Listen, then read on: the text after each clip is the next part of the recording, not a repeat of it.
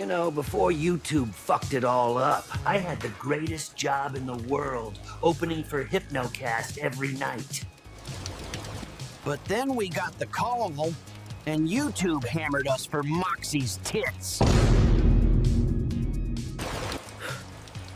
So now I'm jobless and broke with nowhere to go.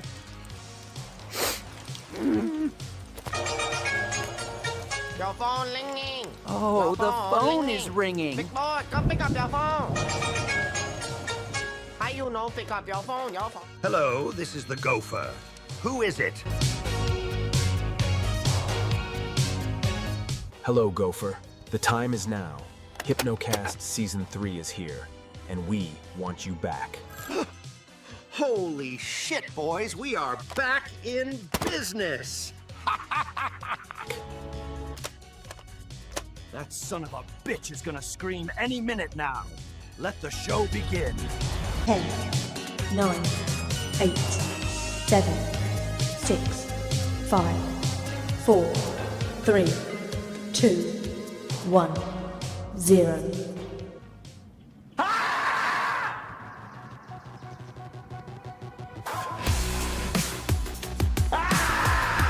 Probably all agree you can't cut 12-year-old Timmy's cock off. Yeah. I like how you said cut for like half a second. Yeah. Well, yeah, it's cut and cock, and it came out cuck, and yeah, that's. Whoops! Oh fuck! Oh no! Mistakes were made.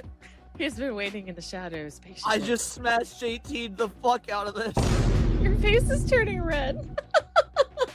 Yeah, because I know that the next SNH I'm gonna be fucked. Oh yeah. But at least I with a won't be horse fucked. cock.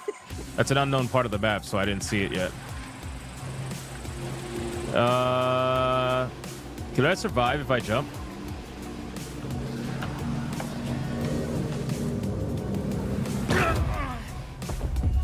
Nope. Nope. Nope. America, the greatest country in the world? No. If you were offered a one-way ticket to leave the country, never come back, but it's all expenses paid, would you accept that offer? I don't think that I would leave. I wouldn't leave either. Wow. Oh, I just took it. I did that. I took it with me. Oh shit. Yo. It's always the black people holding everybody else down. Time out. All right. You know what? Yeah. I'm going to bed. I'm tired. Tired of this shit. This communist ass game, whatever. Just doesn't want Somebody me to play. else got it. You didn't get in. Yeah, it's just a lot of racism today. All right. Y'all have fun. I'll just continue to watch and cope and see. Sounds good. Hey, look at this motherfucker pretending he's gonna watch more Stranger Things. Yeah, you know he's gonna watch Stranger Things all day. Either that or like some game or something. Doesn't mean I don't have my phone next to me. Watching porn. That's tomorrow. Okay, bye. MILF Hunters Part 14. Now, Hypno, I could have hit you with a shuriken. I opted not to because I'm a good friend. That's fucked up, you liar. You're a liar. You're an absolute liar. You're a liar. I knew it. Never trust white people. Thank you, and I would have done it. You could have said thank you and said like, yeah, Because I knew you were gonna do it.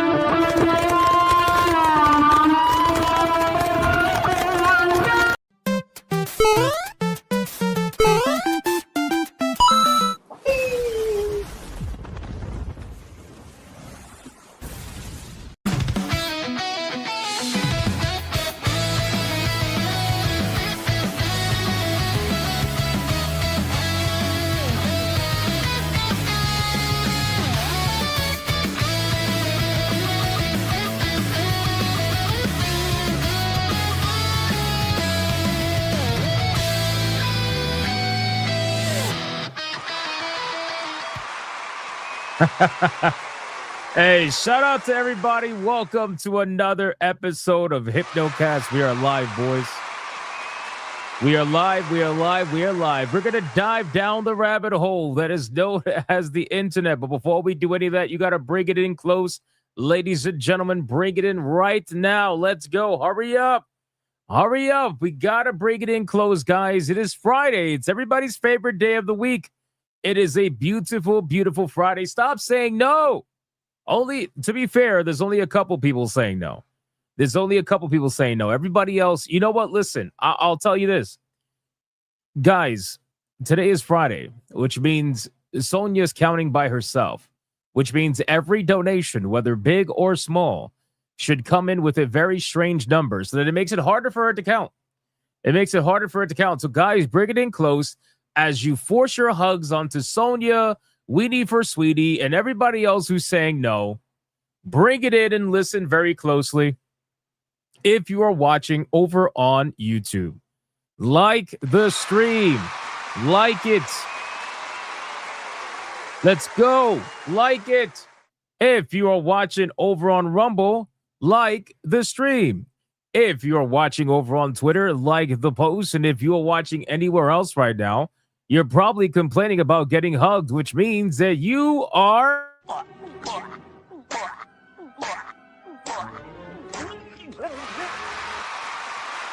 Just saying. I'm just saying.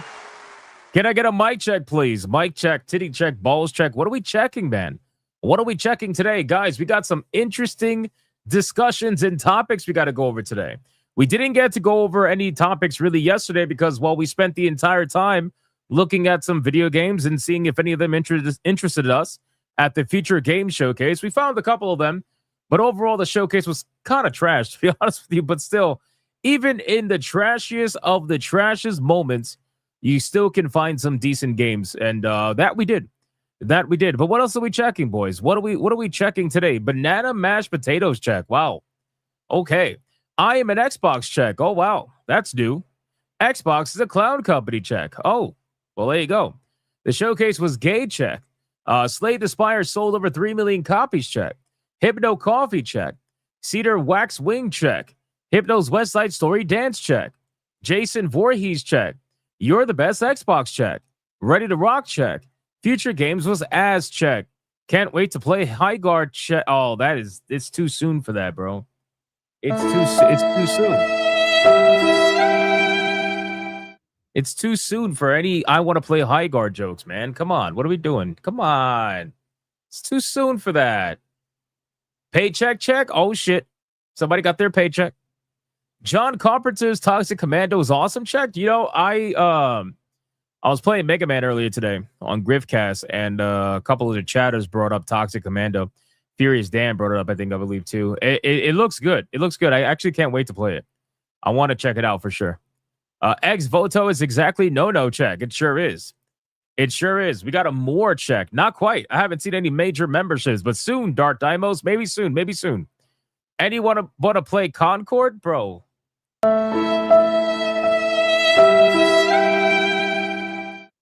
What the fuck? All right, man. Our ESG scores are at their maximum. We're fully funded, boys. Like the stream. Let's go. Let's go. Chuds of the modern audience check. That is true. That is true. Guys, it's time for the Bigot Army roll call, man. Let's see who's hanging out with us today on this beautiful Friday. Tomorrow, Saturday Night Hypnosis. Do not miss SNH. It's going to be a great time. But who's hanging out with us today on this glorious, glorious, glorious Friday, man? Who is here? Let's see. Let's scroll through the chat right now. And let's see who is here. We got John D. What's going on, John D? Inko says, I hear an echo. That probably means that you have me on multiple screens because I don't think I'm echoing. We got Sonia Lisette. What's going on, Sonia Lisette? How you doing? We got Katie Astronaut. We got Lucky Boy. Dark Tenave. Felstev. Dart Dimos screaming more. If we're lucky. Dart Dimos, if we're lucky. We got Mr. Melancholy. We got Jay Sims. We got Sonia saying Hypno hates Sonia. I do not. It's unbelievable. That's unbelievable. We got Bolski. We got Christopher Lloyd. We got Raza over on Rumble. We got Dylan B. We got Dana Ryer. We got Space Monkey over on Rumble. Ron DFK, everybody look at the hat. Look at the hat. Look how glorious his hat is. We got Setsuda Shadow. What's going on, Setsuda Shadow? How you doing? We got Benjamin Altman. Dark to Knave. Dietrich Koenig over on Rumble. Tanya Raven saying Sonia's based. Yes, she is. She's pretty based. We got Odin Dark. We got Archangelus. We got John D. We got Yamato 85. Charlie Nuclear. Mr. Melancholy. The Voice in the Water. Magdi. Oliver Adam. Inko. We got, who else is here? Commander Sonog. Angmar WK. Who else we got, man? Who else? Let me scroll down here. We got Matthew Watson. We got a Kickin' Danitz. We got Judge Magister Cabranth. What's going on, dude? We got Marius. Frenchie07. What's going on, Frenchie? We got Captain Killer Guns. We got Lucky Boy again. Dade 404. Bolski. What's going on, man? Limitless Andre. 17 Crash Gaming. We got Bugsy. We got King Demon Wing the Legend. What's going on, man? Everybody spam the King Demon Wing emojis, whether on YouTube or on Rumble. Spam them. Who else we got? We got Ricardo Dawson. Intro still cringe. Well, you know what? It's going to stay here. It's going to stay here, and you're going to enjoy it every single time. Who else we got, man? Nick Havoc. Dark Daimo says, me, I might be here. I don't know. That means we cannot acknowledge him until he's sure he's here. We got Ader. What's going on? We got Ron DFK again. We got, let me scroll down. 2K GameCuber. What's going on, man? Melodic Method says present and lurking. All right, 4 more people, boys. 4 more. Then we got to get on with the show. Let's go, man. 4 more people. Who do we got? Who is in here right now, man? Hanging out with us on this beautiful Friday. We got, how do you say this? Leland? We'll just go with Leland. Welcome. We got Charitar, the retarded Charizard. Can't money shot a retarded Charizard, man. I'm sorry. I apologize. Mookie Dookie over on Rumble. We got Matthew saying, hello, please. We got Grimlock. What's going on, Grimlock? Phil Espa.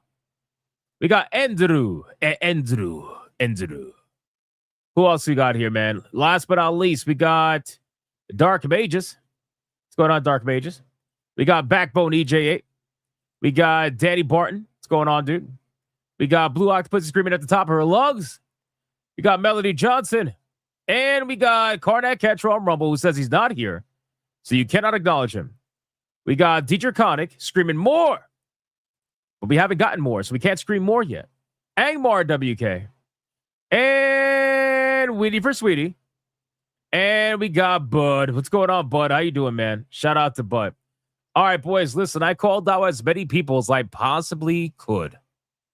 Let's sacrifice your fellow bigot army member. Oh, man, look at this fucking guy. Look who's here, bro. Look who's here. The Joker himself. Jesus Christ. The Joker himself, boys, is here. Trey Burkhalter's here. Let's sacrifice your fellow bigot army member. And let's see who is going to get the massive money shot today, boys. It's Friday, which means it is the biggest money shot by far of the week. The most impressive one. The one that everybody hopes for. So let's see what we got.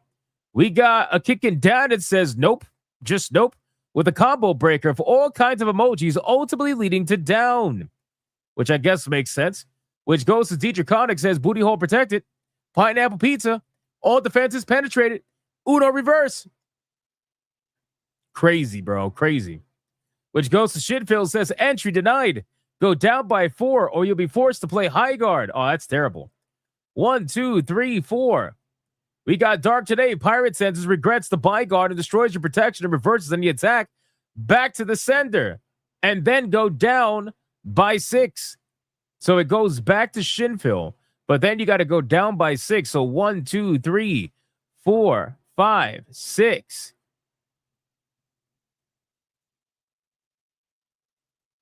Holy shit. I think I have to ban Timebound Howler. I think I have to ban Timebound Howler. I think I do. I just have to ban him. What is this shit? What do you mean more? You are not supposed to co-opt something that's meant for memberships for the money shot. You're not supposed to do that. Oh my God, bro. Come on. It's Friday. You can't fight for it a little bit? Just a little bit? A little bit. God, man. Oh, God.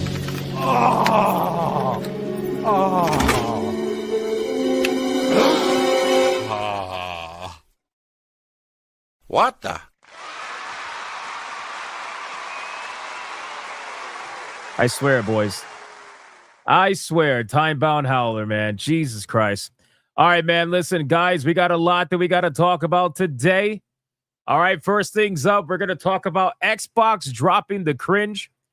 We talked about this slightly the other day about Xbox apparently dropping their Xbox, everything's in Xbox advertising and stuff like that. We're going to go into it a little bit more today and just have a conversation over like what that could mean for the brand, what that could mean for the system, just kind of like have a discussion about it. So we'll talk about that. Fortnite players are also getting gaslit right now. If you guys remember, Fortnite raised the price on their V-Bucks, and people were not happy about it. And there was so much backlash that Epic Games actually had to say something about it. And instead of saying, you know what, maybe you guys are right, maybe we're being too greedy, they doubled down and they said, no, you guys don't understand. We need this to keep the lights on, to keep giving you the amazing content you guys love so much. Look forward to the amazing content we have coming. Just keep giving us more money. The ultimate gaslight, boys. The ultimate gaslight. So we're going to talk about that because it's pretty damn funny. We also got a bunch of other topics. We're going to talk about Crimson Desert. Now, Crimson Desert's coming out in about 5 to 6 days. And there's a couple of issues right now with Crimson Desert. Number one is the fact that they locked the physical edition behind a 40 gigabyte download, apparently. So, like, not all the content's on the disc, and people are upset about that and stuff. And apparently, they're saying they did it in order to block potential spoilers from getting on the internet early by physical copies that are in the wild a little bit too early, which I get that. I totally understand that portion, but still, it's a slippery slope, I think. But anyway, we'll talk about it.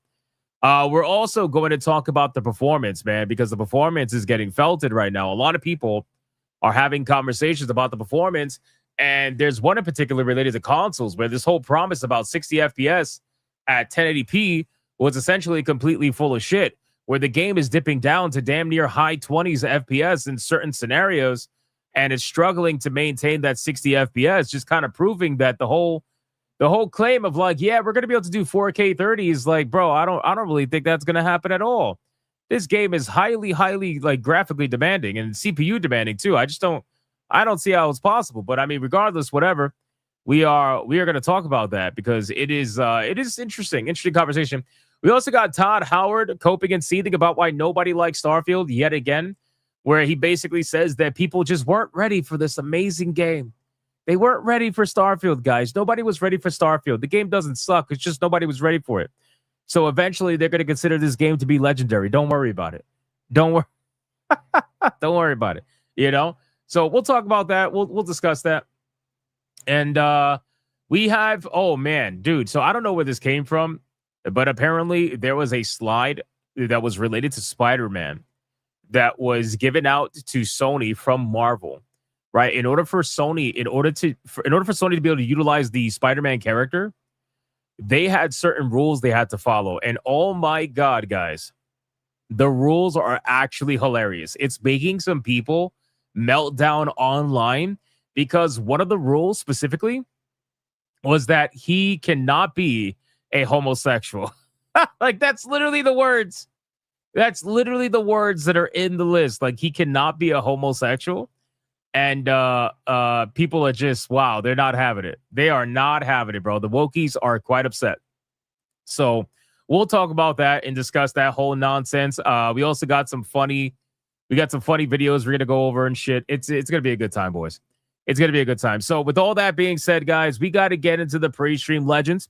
We got to thank the people who took the extra step to support the stream continuously every single day. Thank you guys so much for the insane support. It's been wild the last couple of streams. I appreciate it, man. I appreciate it. We're trying, if we get lucky, we are officially right now at 595 tier ones in a row. We're 5 away, boys.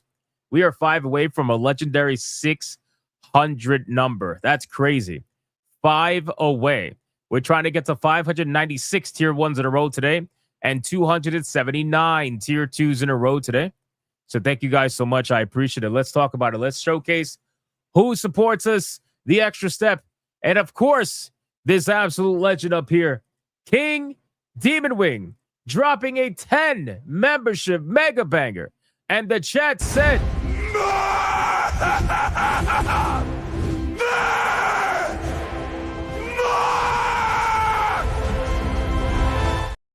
shout out to King Demon Wing with the 10 membership mega banger, starting a membership train.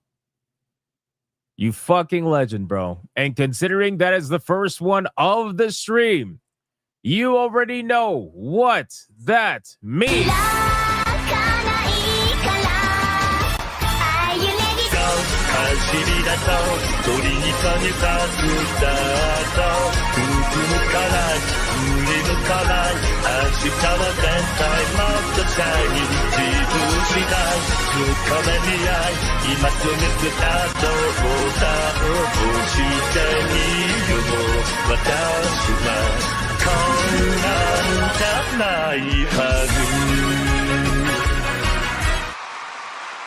Shout out King Demon Wing. Thank you so much, my man. I appreciate that very, very much. Absolute legend. King Demon Wing emojis in the chat, boys. YouTube and Rumble. Let's make it happen. We got Mr. Melancholy with a 149 super sticker. What's going on, Mr. Melancholy? Thank you so much for that. I appreciate it. We got a Kickin' Dan. It's continuing the membership train with 1 membership. Thank you. I appreciate that, my man. Odin Dark with a 2. This stream is an Xbox. I feel like we're going to get a lot of these today. I don't know about you, but I feel like we are. Felstaff with a 2. This super chat is an Xbox. Oh, boy. Oh, boy. Tanya Raven with a 2. That intro is more gay than Smash JT Zudo Wall. That's impossible. That's literally impossible. Why the fuck you lying? Why you always lying? Tanya Raven should super chat apologize for that. I'm just kidding. That's impossible. What are you talking about? Captain Killer Guns with a 2. This Puerto Rican is an Xbox. Thank you. I appreciate that. Ron DFK with a 5. Celine Dion is now supporting farmers. She will be removing consonants from her name and adopting a dog named Bingo. E-I-E-I-O.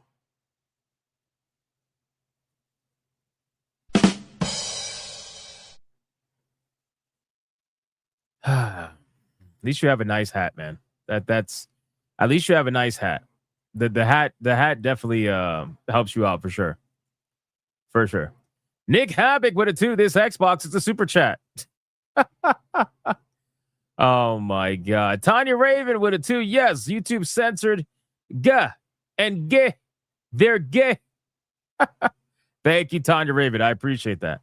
And then Tanya Raven with a 2. My cat is gay. She likes Fruity Pebbles. Lies. I think cats should be given a pass, considering they'll eat anything for the most part. Tanya Raven with a 619. Friday the 13th. Let's go. Oh, shit. It is Friday the 13th. Oh, my God. Nice. Nice. We got Katie Astronaut with a 5. Yo, Hypno, what's your top 5 anime? I really don't have a top 5, to be honest with you. I'm just being real with you. And if I did, I sure as hell I'm not going to remember it right now during a stream where I only got 2 hours. So, but I appreciate the 5. We got Bud with an 839. Says, yeah, I'm usually watching you on the TV. Speaking of which, YouTube announced today that they're finally allowing high-resolution thumbnails. Finally. Fucking finally, bro. They're finally allowing high-resolution thumbnails so that you can upload thumbnails that will actually look good on a TV or anything with bigger screen capacity. Finally, bro. It's like, dude, took you long enough, you fucking retards. You know? But thank you, Bud. I appreciate that, dude. And then we got Blue Octopussy with a 5. Says 1334X is massively felted by, wait for it, Skyrim and Power Washing Simulator. Calling me shocked. Oh, it's something about Turkey indoors. Yeah, I'm still working on a video discussing 1348X Moto. I decided that what I think I'm going to do is I'm going to start releasing fully edited videos again, but they're only going to be every few days. You know what I'm saying? I can't do it every day. It's impossible, but I know people really want that kind of content again. So I'm going to do it every couple of days instead of every day. And that way you have something to look forward to every couple of days, you know? and then watch them not get any support and then die. Tanya Raven with a 2. Fuck the rules. Sonia for waifu. Well, there you go. Appreciate that. And then Tanya Raven gifted a 10 membership mega banger, which means the entire chat is right now screaming.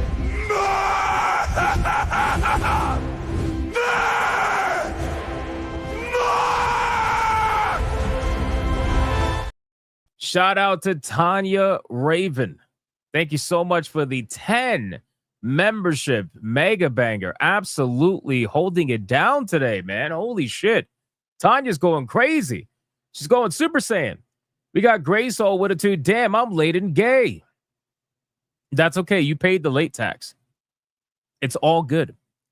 And then we got this legend right here, Darth Dimos, with a 99.99 Red Boy Hyper Banger, the first one of the stream.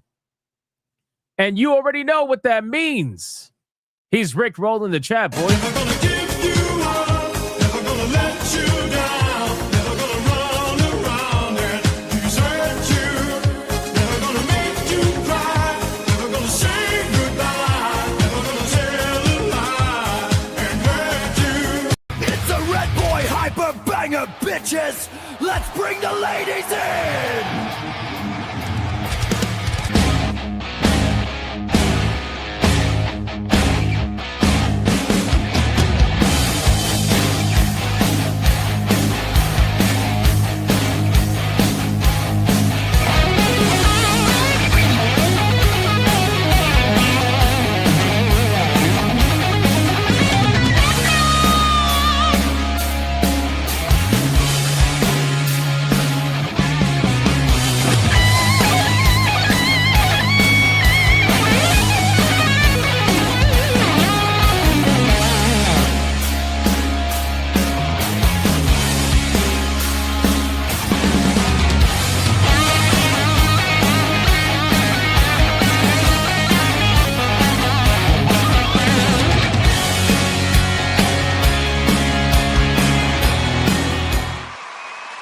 Shout out to Darth Dimos.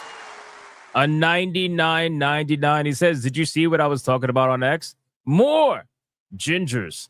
I did not. I saw you link me though. I saw what it was. It was like something Dune related or whatever.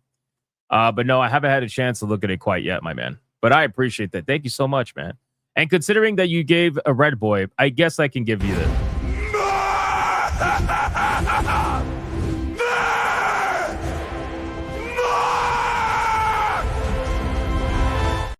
We need more. More. And then we got Tanya Raven doing it again. Jesus.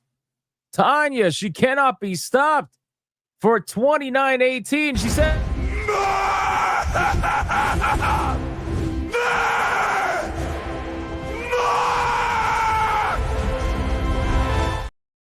That's crazy. Tanya Raven, thank you so much. I appreciate that. We successfully passed tier 1 already.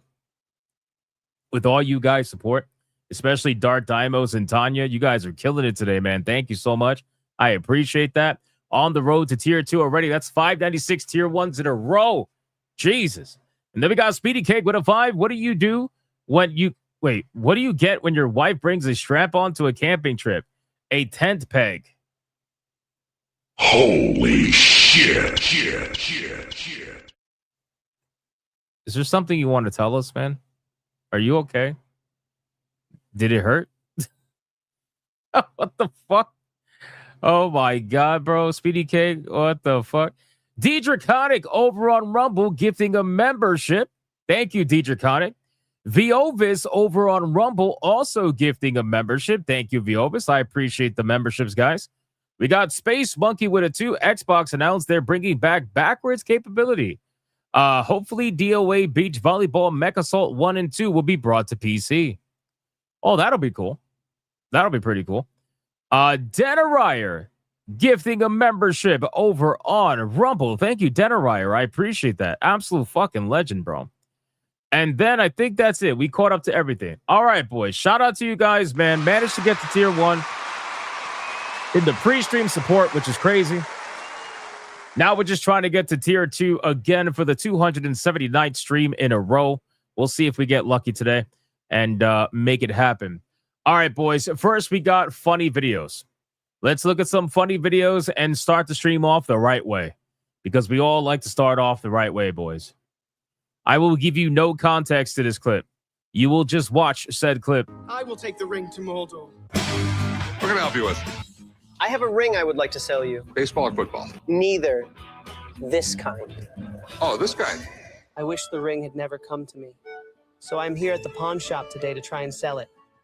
I really got to get this ring in my shop. This is not as uncommon as you might think. They actually made 20 of them. So what were you looking to do with it? Maybe I should just keep it.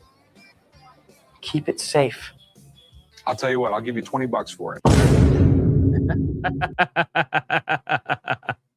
Oh my God, bro. AI is getting disgustingly good.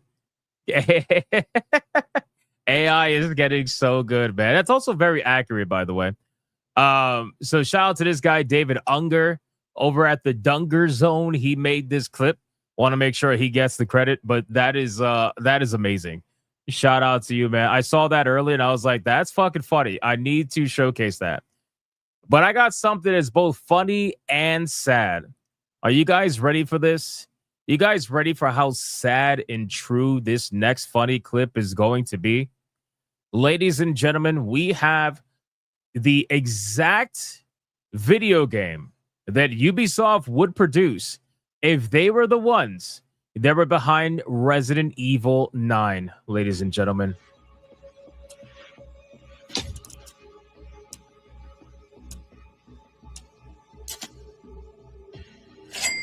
Oh my God, that's so accurate. Oh, it just this clip hurts so bad. Well then. The tutorial. The markers everywhere. Follow the marker, you retard. Welcome. Follow me, please. Should be just another day in the office, right? The mini map, the quest log, the tips on the bottom left, the censorship.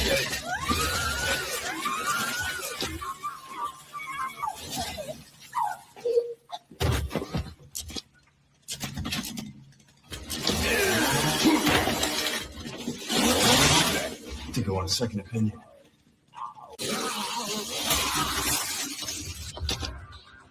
Another tutorial.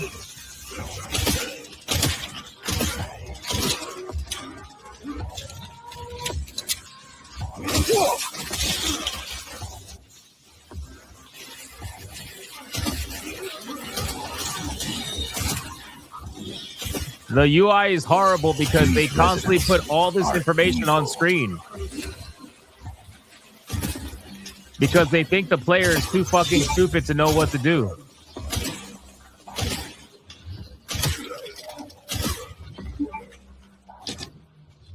Another tutorial. God damn. That went well.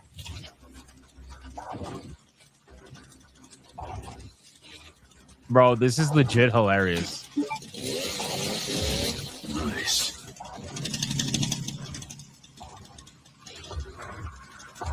The markers showing you what to destroy. Oh, this is so bad. Oh my God.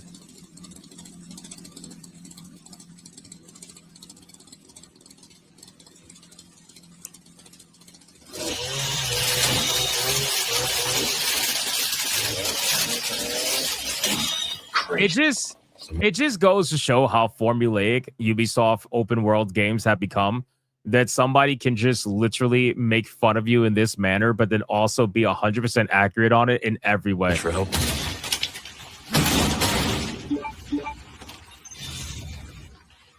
Well then.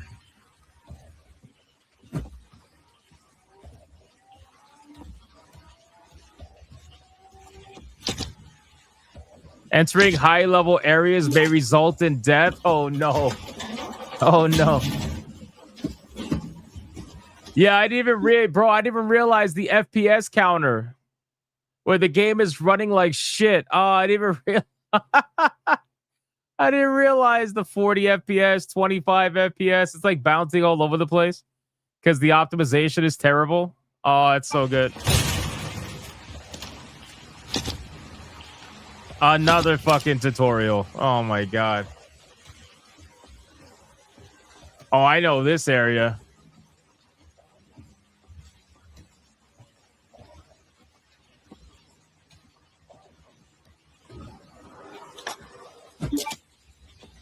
Ammo pack, 2 out of 199. Hell are you?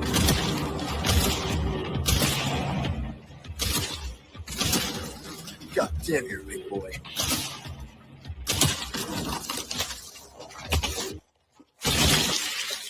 Desynchronized. No. No. Just buy the gold. Buy the gold.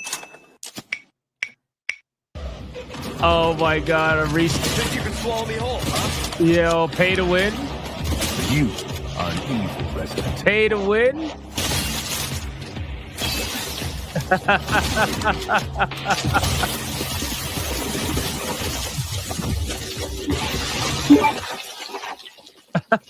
Sorry, but I'm not on the menu. No internet? Wait, what? Oh, that's terrible. I never saw the ending to this. Oh, the disconnect. No. And then you failed to synchronize achievements. Oh, that's bad. I did not see this part. Fuck. Yeah. Nah, fucking Ubisoft, bro. Thank God there are, that's extremely accurate. Thank God there are certain things that they are not in charge of. You know what I mean? Holy shit, bro. They would just, can you imagine if they got their hands on some of these IPs that are out there? It's crazy, man. All right, that's it for the funny videos, I think. Actually, no. I got a funny image. I got a funny image, guys. So, I just finished playing Resident Evil 9. And I got to be honest with you, I never noticed this. And this kind of ruined my entire perception of the game in a very small way. So, I don't know if you guys saw this picture going around, but it's a picture from a stream. It's a picture from a stream, Asian streamer, right, playing Resident Evil Requiem. So he's playing Resident Evil Requiem, and it's not a mod. No. He's playing Resident Evil Requiem, and he noticed something that ruined. Like he was just confused. He was confused. You want to know what it was, guys? In this cutscene, I never noticed this. Again, I can't even verify if this is real. But Sherry's keyboard is upside down, boys. Her keyboard's upside down. Like, no, not that she's flat. Her keyboard's upside down. So that people are like, wait, what? So it's kind of like, it made me question, like, well, what? Why is her keyboard upside down? You know? So then people are like, bro, is this AI? Is this AI or is it a bad texture? Like, what's going on here? But I don't know if this is real. I don't know if this is true. But if this is real, then goddamn, man, what happened? What happened? You're ruining my perception. I saw this and I'm like, dude, what's going on here? But it is upside down. You can see the space bar on the bottom. You can see the number pad on the left side when it's supposed to be on the right side. You can see the screens behind her, so she's facing the right direction. But yeah, I think this is a texture problem. Pretty sure it's a texture problem. But his face, bro, his face is literally how I felt when I saw this picture. Because I was like, there's no way this is upside down, right? Like, this is bullshit. And then I looked and I'm like, bro, it really is upside down. Oh my God. This game is ruined.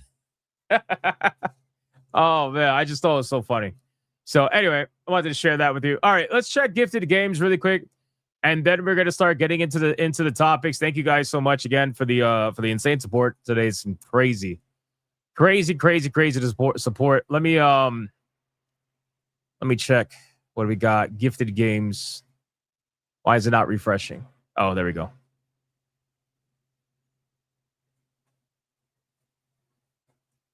Is this a joke?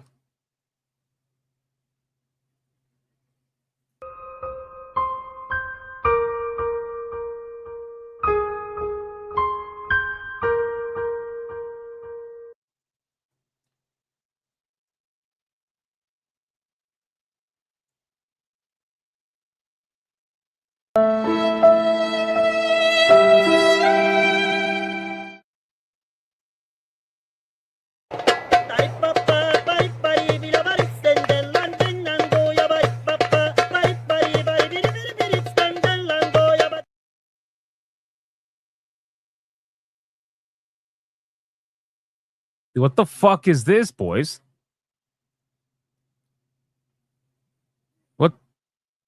What the fuck is this, boys?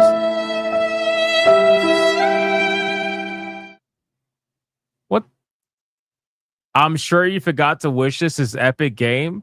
Scissor your way to battle. I mean, go and save the I did not forget to wishlist it. I purposefully did not wishlist it. Oh my God. I have to play it now. Fuck no, I don't. Absolutely not. Absolutely not. Holy shit. Bro.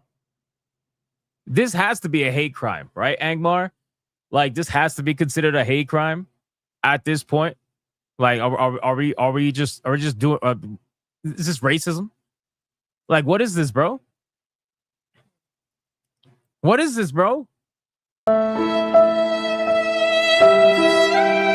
What did I do to you?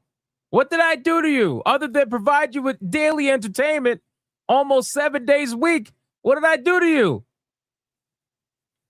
Oh my God, bro.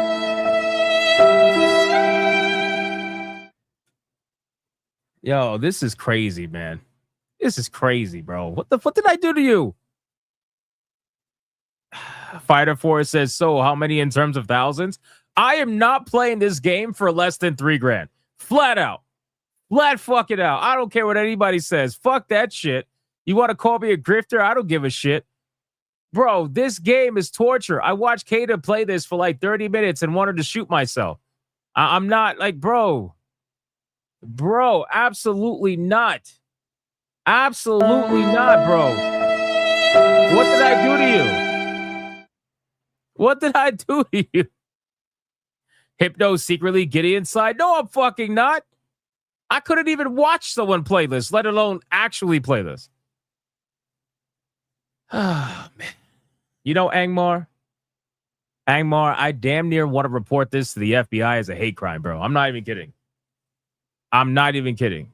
I want to report this to the FBI as a hate crime. The only reason why I'm not is because they're not going to do a fucking thing anyway. Unless you're trans, then they'll save you. God damn, bro. This is unbelievable, man. I can't believe this thing's in my fucking lab. Oh, Darwin's Paradox. Darwin's Paradox. This game, I'm actually really excited about this game. I'm really excited about this game. He says, enjoy this one. Why do you do this, bro? Why do you, you wanted to stop the cap? I did not wishlist this game for a reason. For a reason. And I wishlist damn near everything. Although Darwin's Paradox, I'm very excited for. Why do you do this? Why do you do the whole, like, I'm going to felt you, and then I'm going to give you a game that you want as an apology right after that? Why do you do this? Why? What did I do to you? I don't understand. I don't understand. Darwin's Paradise, I'm very excited for. Thank you for Darwin's Paradise. I appreciate that. I appreciate that. This game looks really, really cool. This I will griftcast 100%.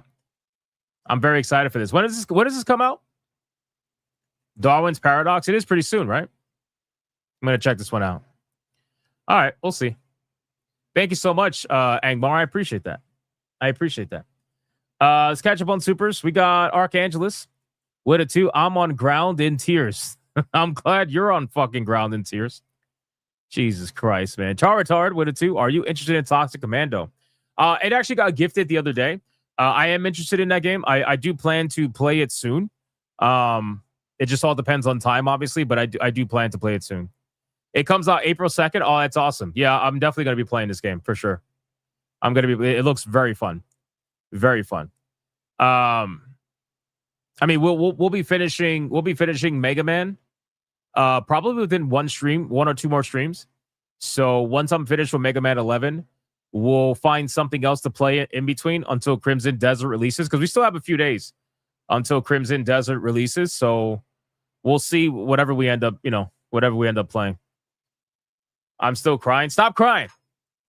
1348 is such a hit that it has 106 people playing. Let's go. I don't want to be the 107th. Flat out. Mega Man are short games. Yeah, that's why I picked it.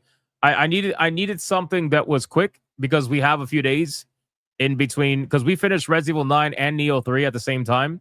So I needed some games that I could go through the backlog and play and see if we can get them reviewed in between the time. So Tanya Raven with a 2 says, I can't donate 3K. I'd get divorced. It's okay, Tanya. We're not going to get to 3K by the end of the night. I can assure you that.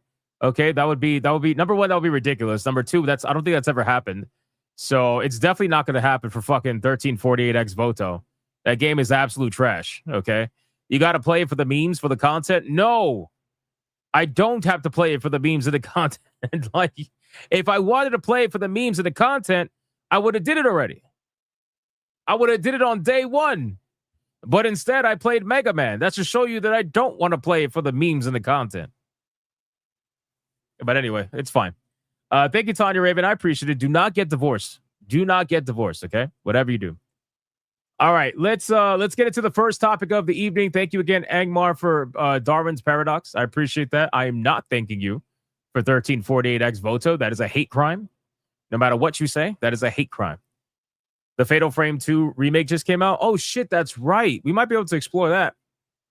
We might be able to play that before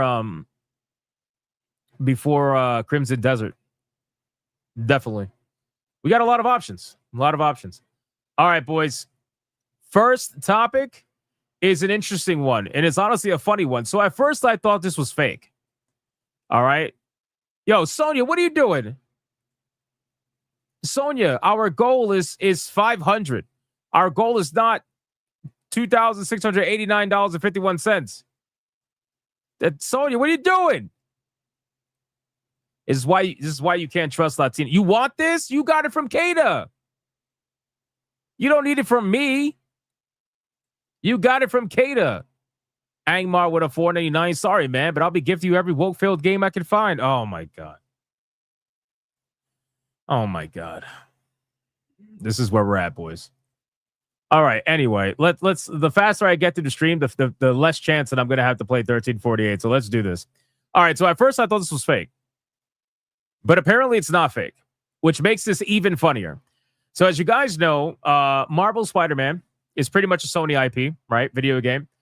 And this particular list that we see here is apparently what they call character integrity obligations that Sony Entertainment has to follow in order for them to be able to utilize the Marvel Spider-Man character in the video game, right?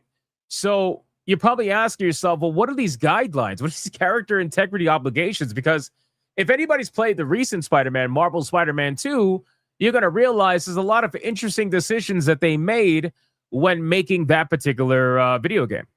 With the weird side quests, a lot of gay side quests, gay content, deaf girl lover, whatever, like all the interesting decisions, right? So this particular photo is pretty funny. It says, here are the rights, but SPE must abide by the following character integrity obligations. These are mandatory Spider-Man character traits. Spider-Man, whether Peter Parker or an alternate Spider-Man character, must always strictly conform to the following mandatory character traits. So Spider-Man must, according to Marvel, always be male. He must never torture anybody. And the little asterisk at the side, you're going to see what that means, obviously. He must never kill unless in defense of himself or others. He is never to use foul language beyond what is considered PG-13. He does not smoke cigarettes, tobacco, whatever. He does not sell or distribute illegal drugs. He does not abuse alcohol. He does not have sex before the age of 16. And he does not have sex with anyone below the age of 16. Bro, what are we doing? And then the last one that has all the... You know what's funny? You know what's funny, guys? So the wokies have no problem with the under 16 sex part. They have no problem with that part. But the problem that they have is the homosexual part. So apparently, according to Marvel, Spider-Man is not a homosexual. He cannot be a homosexual unless Marvel themselves have portrayed that particular alter ego as a homosexual. And then it says items that are permitted with an asterisk are permitted while Spider-Man is wearing the black symbiote suit. Now, what makes this even funnier is that if you look at the undertones and the meaning behind all this, think about this. Spider-Man wearing the black suit. So essentially they're saying that while Spider-Man is black, he is in fact allowed to both torture, kill people, smoke, and sell and distribute illegal drugs and drink alcohol while he's black. Bro, I'm sorry. Like, obviously, we know what they mean by in canon. You know, I get it. Like the symbiote suit, it makes you highly aggressive. I totally get that. I get the joke, right? But like, there is a little bit of an undertone, hilarious, like, bit there. You know what I'm saying? Like, come on. So you're saying that he could do all these things if he's in the black suit? You serious right now? So anyway, so it got community noted where this post says these are the rules that Sony gave to Marvel Studios for Spider-Man, but it's actually the other way around. As the top line indicates, these are character integrity obligations that Sony Pictures Entertainment must abide by, which indicates these were imposed, in fact, by Marvel. Now, this is more so involved with their, I guess you could say, their movie franchises. However, it does pass along most likely to their video game franchises as well. But Sony in general owns the Spider-Man IP in the sense of, you know, they could do what they want with it from a you know, entertainment standpoint. They're the ones who are behind all that stuff. But still, it's just so fucking funny, bro. It's so funny to see these guidelines. But what's got me confused is like the you can't have sex before the age of 16 or anyone under the age of 16. It's like, first off, why would you portray that? Second off, what? Huh? Like, where did that even come from? Why is that even being mentioned? Are we that concerned that they would represent underage sex like that? Like, is Sony that goonerific that they're going to do that? I don't know. I guess so. I guess when you have your IP, you got to protect it no matter what. And that means, unfortunately, mentioning some things that shouldn't have to be mentioned, but I guess they do have to be mentioned. Yeah, I suppose so. It kind of makes sense, really, when you think about it. But yeah, I just think that this is very, very interesting stuff. I don't really consider it to be shocking stuff. I think for some people it is shocking, especially wokies, where they see that he's not allowed to be a homosexual. It's like, bro, have you ever seen a gay Spider-Man? No. So like, why are you shocked by this? You know? Yeah, it's pretty insane. I do also find it funny that they basically confirm that Spider-Man, whether Peter Parker or an alternative Spider-Man character, must always strictly conform to these character traits. They're basically saying, yeah, Spider-Man's Peter Parker. And the alternate Spider-Mans, well, they're alternate Spider-Mans, but the real Spider-Man is Peter Parker. Because they only mentioned his name, because he is the Spider-Man. There's a difference between the Spider-Man and a Spider-Man, right? There's a big difference. We've always talked about that. Even like years ago, we spoke about that. So anyway, pretty hilarious, and goes to show what happens behind the scenes that I think are pretty funny. I haven't read the comments because, well, they're probably concerning. They're acting like they made him, I'm crying, not a homosexual. You drop this. Oh, shit. So Black Spider-Man is allowed to sell drugs and abuse alcohol. Sony, I see you. Yo, I'm glad I'm not the only one, you see? I'm glad I'm not the only one that found the comedy in this. That's great. What the fuck? there goes my Breaking Bad Spider-Man idea where Peter Parker cooks a Spider-Burg. Bro, what is this shit? The concept of symbiote Spider-Man being able to sell and distribute cocaine. It needs to happen. It needs to happen right now. Sup, kids? Want some fentanyl? Okay, that one got me. That one got me. That one got me. Let's catch up on supers, and then we're gonna continue. We got Alucard with a 5. Hey everyone, sorry I'm late. We had strong winds over here that blew the power throughout the whole block, and the internet phone connection is real bad. Hey man, I hope you're okay, Alucard. It's all good, brother. I appreciate you. Thank you so much for the 5, man. Sam Slenderman for a 5 says absolutely nothing. Creepy profile picture. I appreciate that. Tanya Raven with a 218 says more. Tanya, it's not happening. First off, maybe if Dr. Spike was here, it probably would happen. But even so, it's probably not going to happen. Just flat out, I don't think it's going to happen. But hey, you're more than welcome to try, Tanya. You're more than welcome to try to convince the chat. I'm sure Angmar will love that. And Sonya is apparently gunning for it as well, which is unfortunate. All right, let's talk about Starfield. So, little quick conversation about Starfield. Now, Starfield is that video game that Todd Howard has been coping about since, I don't even know, like, how long. Todd Howard has been coping about Starfield. I think it's because he probably thought in his mind that Starfield was going to be like that next big thing. And to be fair, Starfield did some amazing numbers in the beginning, but the longevity of Starfield has completely fallen off over the years because, well, obviously people just didn't care for it as much, right? They didn't care for it as much as your typical Elder Scrolls video game or even Fallout. It didn't hit the same way, right? So, but now, apparently, Starfield's composer has no doubt that Bethesda's RPG will eventually be legendary. But apparently, people just were not ready for Todd Howard's vision of space, according to the composer behind Starfield. Now, this is next level cope. Like, I've seen Todd Howard cope, but I've never seen this guy. I don't know what his deal is. But to say that people just weren't ready for Starfield, that is crazy cope. What do you mean people are not ready for Starfield? People actually were super ready for Starfield. They were 100% ready for Starfield. Roz over on Rumble for a 5 says, let's go ex voto. And then she says for another 5, Sonya knows what this is for. God damn it, Raza. What are we doing? Yeah, so I'll say this. I'll say this, right? So Bethesda is known for massive open world RPG video games, right? To say that people weren't ready for a massive open world RPG space game is fucking crazy. People were absolutely ready for this. Starfield was being hyped to the moon by everybody before the game released. Literally everybody, right? And to say that people weren't ready, it's like it doesn't make any sense. People were absolutely ready. And it goes to show that people were ready because look at the numbers, right? Like what did Starfield end up doing just on Steam alone? I forgot. What was it, like 200-something thousand or something crazy? Let me see. Starfield ended up doing on Steam. Even more. 330,000. 330,000. Guys, how are you going to say that people weren't ready for Starfield when this game hit an all-time concurrent peak of 330,723, bro? It's pretty obvious that people were ready for this game. Look at this fucking drop-off. You have not seen this kind of drop-off for almost any other Bethesda game, except for Starfield.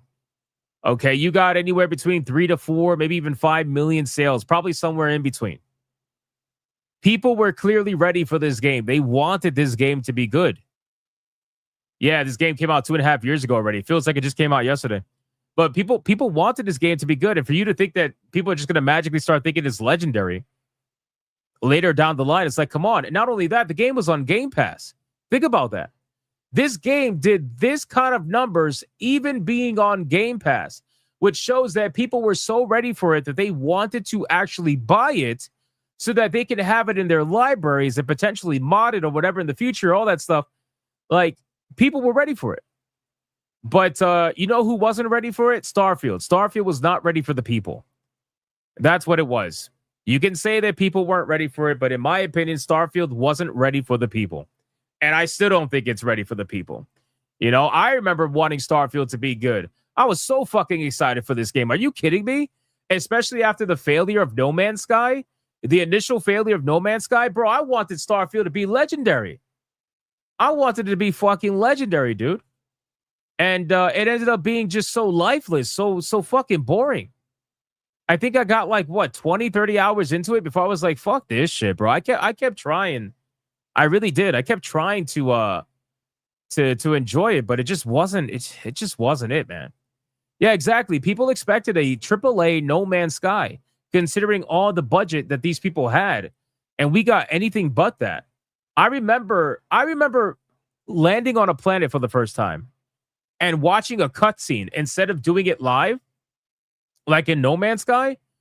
And I was like, dude, I told my friend, I'm like, how the fuck does No Man's Sky from this random ass studio do space flight and planet landing and everything like that better than Bethesda with all the money in the world that they have? Like, how the fuck did that even happen? And he's like, bro, I don't know. This flat out, like, I don't know. Like, we were all disappointed by this game. You know, so, and now with all the updates to No Man's Sky, now No Man's Sky is the better game. It's the better looking game. Not even the better looking game, it's the better playing game. You know, again, when I'm talking about No Man's Sky being bad, I'm talking about when it first released. When that game first released, it was different. Like, it was just bad. Because unfortunately they promised too much. They overpromised and underdelivered. They've been spending the last who knows how many years trying to reach to that level, and they finally have. But I'm talking about the beginning. I'm not talking about now. I know the game has been improved massively, and it's obvious that No Man's Sky is not only just a lot better in general, but it's definitely better than Starfield. 100% better than Starfield. Yeah, exactly. No Man's Sky was super empty when it first released. It didn't have nowhere near the amount of content they promised. But it's okay. Regardless, they still have been releasing free updates nonstop, and they definitely made up for it. So all the old talented developers left Bethesda years ago. To be fair, Helicopter, I think you could say that with a lot of studios. A lot of studios, if you notice, especially legacy studios, Bungie's probably a great example. A lot of studios, and BioWare too, by the way. BioWare is another example. They lost the developers that made the video games that gave them their legacy to begin with. Right? Bungie lost a lot of their developers. BioWare lost a fuck ton of their developers. You know, Bethesda lost a ton of their developers. A lot of these studios don't have the people who made those legendary games anymore. So now the people who are currently there are riding on the coattails of the legendary games that those people made, and they can't live up to it, which is how you end up getting games like Avowed from Obsidian Entertainment that are absolute trash in comparison to old-ass video games like Oblivion. How the fuck does Oblivion, the original game, have better physics and better everything compared to Avowed, the newer game? It's just a lack of skill. It's really what it is. Starfield is more boring than Star Citizen, and that's not even a working game yet. True. We got Limitless Andre with a 5 first super chat. I got paid well today. Sorry, Hypno, you're going to have to suffer and play. Limitless Andre, bro, we're nowhere close. So I don't know where you're getting this confidence at, brother. I don't know where you're getting this confidence at, but we are nowhere close. Anyway, so I want to see what he had to say really fast about Starfield, and then we're going to move on. So let's see what the composer has to say. So he said, asked about what it was like working with Starfield and Skyrim director Todd Howard in an interview with RPG site composer Enon Zur, called the famed game developer one of the most creative and invigorating human beings in the industry because he just doesn't stop and always has new ideas. Zur later says Todd Howard is a visionary who sees things that people will start to find out years later. On that note, Starfield, the spacefaring epic, launched to a somewhat lukewarm response thanks to its limited space exploration and procedurally generated planets that weren't exactly familiar to fans of Fallout or modern Elder Scrolls. Zur thinks people were just not ready for it. It's a different way of looking at it, but Todd is really strong, Zur says. He believes in his way, and it just has proven time and time again that eventually people will understand his vision. It just takes time, and is a common thing for all the big visionaries. Sometimes people don't really understand them correctly, but they were strong enough to stay on course, and Todd will, of course, stay on course with Starfield. Starfield will eventually become something that will be legendary, I have no doubt. It's just a matter of time. Bro, that is some absolute fucking cope, bro. That is some absolute cope. Sam Slenderman with a 5 says, don't get to watch live streams much due to a heavy work schedule. That's all good, bro. Here's some bigot bucks for the goal. Definitely stream Darwin's Paradox in April. Oh, I absolutely will, dude. 100%. If you're not subscribed to my gaming channel, go subscribe to it where we go where we review games live. I will 100% going to play Darwin's Paradox. I've been excited for that game since the moment I saw it. I want to play that game so bad. This guy is coping though, not the super chat, the composer. Zer says he cannot comment on the possibility of future Starfield DLC. However, there's always things to look for in the future. Yeah, sure. Tanya Raven with a 5. Did you see what Super Mario would look like in Unreal Engine 5? I tagged you on Twitter. It looks incredible. I did not, but I'll check it out. Half-Life 3 is totally coming if you keep hoping. Yeah, right? That's not going to happen. All right, let's X out of this. Let's go to... where are we at? Let's go to Steam really quick. We have another lawsuit, guys. Something is going on, okay? I just want to be very clear. Let me drink some water really quick, but something's going on with Steam, bro. Because they are being targeted by fucking everybody at this point. And this screams coordinated to me. We have yet another lawsuit, boys. A notorious UK rights group launches a legal action against Valve for distributing music and games on Steam without a license. Oh my God. All right, hold on.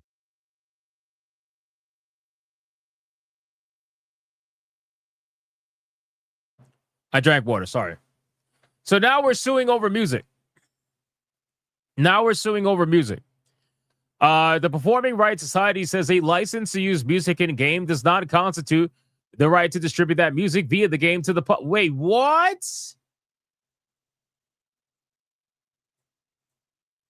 Hold on. Hold. Holy shit. I'm sorry. What? Did you even read this? Did you read this lawsuit before? Am I confused? What the fuck do you mean? What? Guys, okay, so let me get this straight. If I understand this correctly, they're saying that even though the video game licensed the music to be used in the video game, that doesn't give Valve the right to sell that video game, thus distributing the music to the public via the game. So are they just not supposed to sell video games? Or wait. I need to read more. I'm my brain, bro. My brain. Hold on. This one is definitely not like the others. The Performing Rights Society, a rights management organization that collects royalties on behalf of musicians when their work is played publicly, has launched legal action against Valve over its use of PRS members' music on Steam without permission. The PRS says that many of the games available on Steam feature music made by its members, and that by making those musical works available to the public via streaming or download, Valve is communicating these works to the public without a license. Our members create music that enhances experiences, and PRS exists to protect the value of their work and integrity, transparency, and fairness. PRS for Music Chief Commercial Officer Dan Gopal said, legal proceedings are not a step we take lightly, but when a business actions undermine those principles, we have a duty to act. Great video games rely on great soundtracks, and the songwriters and creators behind them deserve to have their contribution recognized and fairly valued. What? I initially assumed that this lawsuit was specifically about game soundtracks on Steam, which that's what I would think. But then it's like, okay, well, if they have the rights to sell those game soundtracks, then what the fuck's the problem? Which struck me as odd because surely no major game publisher would release an official soundtrack without the proper licenses in place. But a PRS spokesperson clarified that the action is related to any music in-game as well as soundtracks that Valve hasn't separately licensed for distribution. Oh my God. This is what I think it is. So they're trying to say that Valve has to apply for a separate license in order to sell the video games that have their own licenses in them for the music that they use, because otherwise they're distributing the music without a license. Bro, I'm dead. They're not. This is going to go nowhere, bro. This is, even in the UK, this has to go nowhere. You're trying to double dip. That's what it is. You're trying to double dip when you know you're not going to be double, bro. That's crazy. Wait. Oh my God, dude. My brain literally hurts right now. And then you wonder why people are going to use AI. You wonder why. Because you got these retards trying to fucking double dip, bro. So you want them to pay for an extra license for all of these video games in order to sell them in the UK? Bro, this is going to go nowhere. They're just going to go. This is going to go nowhere. There's no way this goes anywhere. So, for instance, Rockstar will have obtained licenses to use PRS members' music in Grand Theft Auto games. But the PRS says those licenses do not allow for the separate act of making the game, which contains the music available online. Copyright law rights holders control over certain acts, including copying, public performance, broadcast, and making available online. The spokesperson explained to me, when someone wishes to use copyright music, this way, permission for the rights holder is required. So let me get this straight. So that means if a YouTuber decides to stream the game, does that mean that they are now distributing the music illegally to all of their viewers? Is that where we're going now? Is that what the fuck is this? What the fuck is this, bro? What kind of logic is this? This is like next level lawyers are stretching the truth nonsense. This is such bullshit. Oh my God, guys, this has to be coordinated. It has to be. Valve operates a Steam store and is responsible for the downloads and streaming delivered to the customers via its platform. Valve, therefore, plays an essential role in giving the public access to that music. It's a real reach. Yeah, exactly. It's a real reach. Guys, I'm telling you right now, if this ends up being lost in the UK, oh my God, the precedence this will set. This would set an insane precedence that I don't even want to think about. And it's yet another lawsuit added to Valve's list. They're getting sued like once a week now. It's becoming insane. Kagami with a 50 says that lawsuit would only apply to the publisher, not the platform. That shit wouldn't fly in the US of A. True. That's what I'm saying. True. Like, none of this makes sense. This lawsuit will never see the light of day anywhere other than the crazy UK. Like, how do you go about that? How do you say, oh, yeah, it's the platform's responsibility to pay for a license, even though the license was already paid for by the people who made the game? Valve is not distributing the music. Valve is distributing the game. It's crazy, man. Odin Dark with a 2. Oi, you got a license for that? In lawsuit form. That's true. That's true. Bro, this is unbelievable, man. Valve, they're fighting so many legal battles. It's crazy. It's crazy. But we'll see. We'll see what happens with this one. I don't really know what to make of it, but we'll see what happens with that one. All right, let's talk about Fortnite players getting gaslit by Epic Games. This should be a good one. The UK is becoming a dystopian nightmare. Sure is. Sure is. Becoming or is one at this point. It's crazy, man. You know, I watch a decent amount of UK-based YouTubers. Not purposely. It just kind of worked out that way. And, bro, whenever I see them talk about a sensitive subject and the way that they dance around it, I mean, they're dancing on landmines. It's like they think or they believe, because it's true, that the moment they say anything against like a protected group or whatever the case may be, they're going to get arrested. You know, like they literally have said on stream that they will get arrested if anybody wants to report them for even something remotely like considered, I don't know, hate speech or whatever. It's crazy, man. The UK is a fucking joke in that regard. But anyway, Fortnite players are revolting over the V-Bucks changes as Epic developers appeal to them. Please calm down. Please calm down. Calm down, Fortnite players. Paying the bills frees up our teams to continue driving stories and building stuff you love. So keep buying those V-Bucks. A Fortnite boycott is apparently planned for March 19th. That's not going to go anywhere. I highly doubt that's going to go anywhere. Fortnite announced this week that V-Bucks, the last remaining currency with any goddamn dependability around here, are about to get more expensive. The cost of running Fortnite has gone up a lot, and we're raising prices to help pay the bills. Guys, again, like I said the other day, if you think that it's Fortnite that has raised the cost for Epic Games, I have a bridge to sell you. Fortnite has been making billions of dollars for years now, okay? What has raised the price for Epic Games is the subsidization of Epic Store. That's what it is. Epic Store has gotten felted for the same amount of years that Fortnite has been making all this money. Epic Store has gotten felted so much by having to give away free games that they don't want to give away, but they feel like they have to in order to compete with Steam. On the fact that their third-party sales are almost non-existent. Their first-party sales are barely higher than that. It is a joke, okay? Like, the Epic Store is being subsidized by Fortnite, which is one of their only money makers. Like, Rocket League makes money, but nowhere near to the level of Fortnite. It's not even close. Right? So Epic Store is really the reason why this is happening. And they're trying to gaslight the Fortnite players into thinking that this has to do with running their game. Bro, your game is going to run just fine. Your game guaranteed does not cost nowhere near enough for them to be worried about running it. They just need money in order to subsidize their losses and their bad business decisions that they've made over the last few years. Epic Game Store has been around for like 8 some odd years now, maybe 9 years now.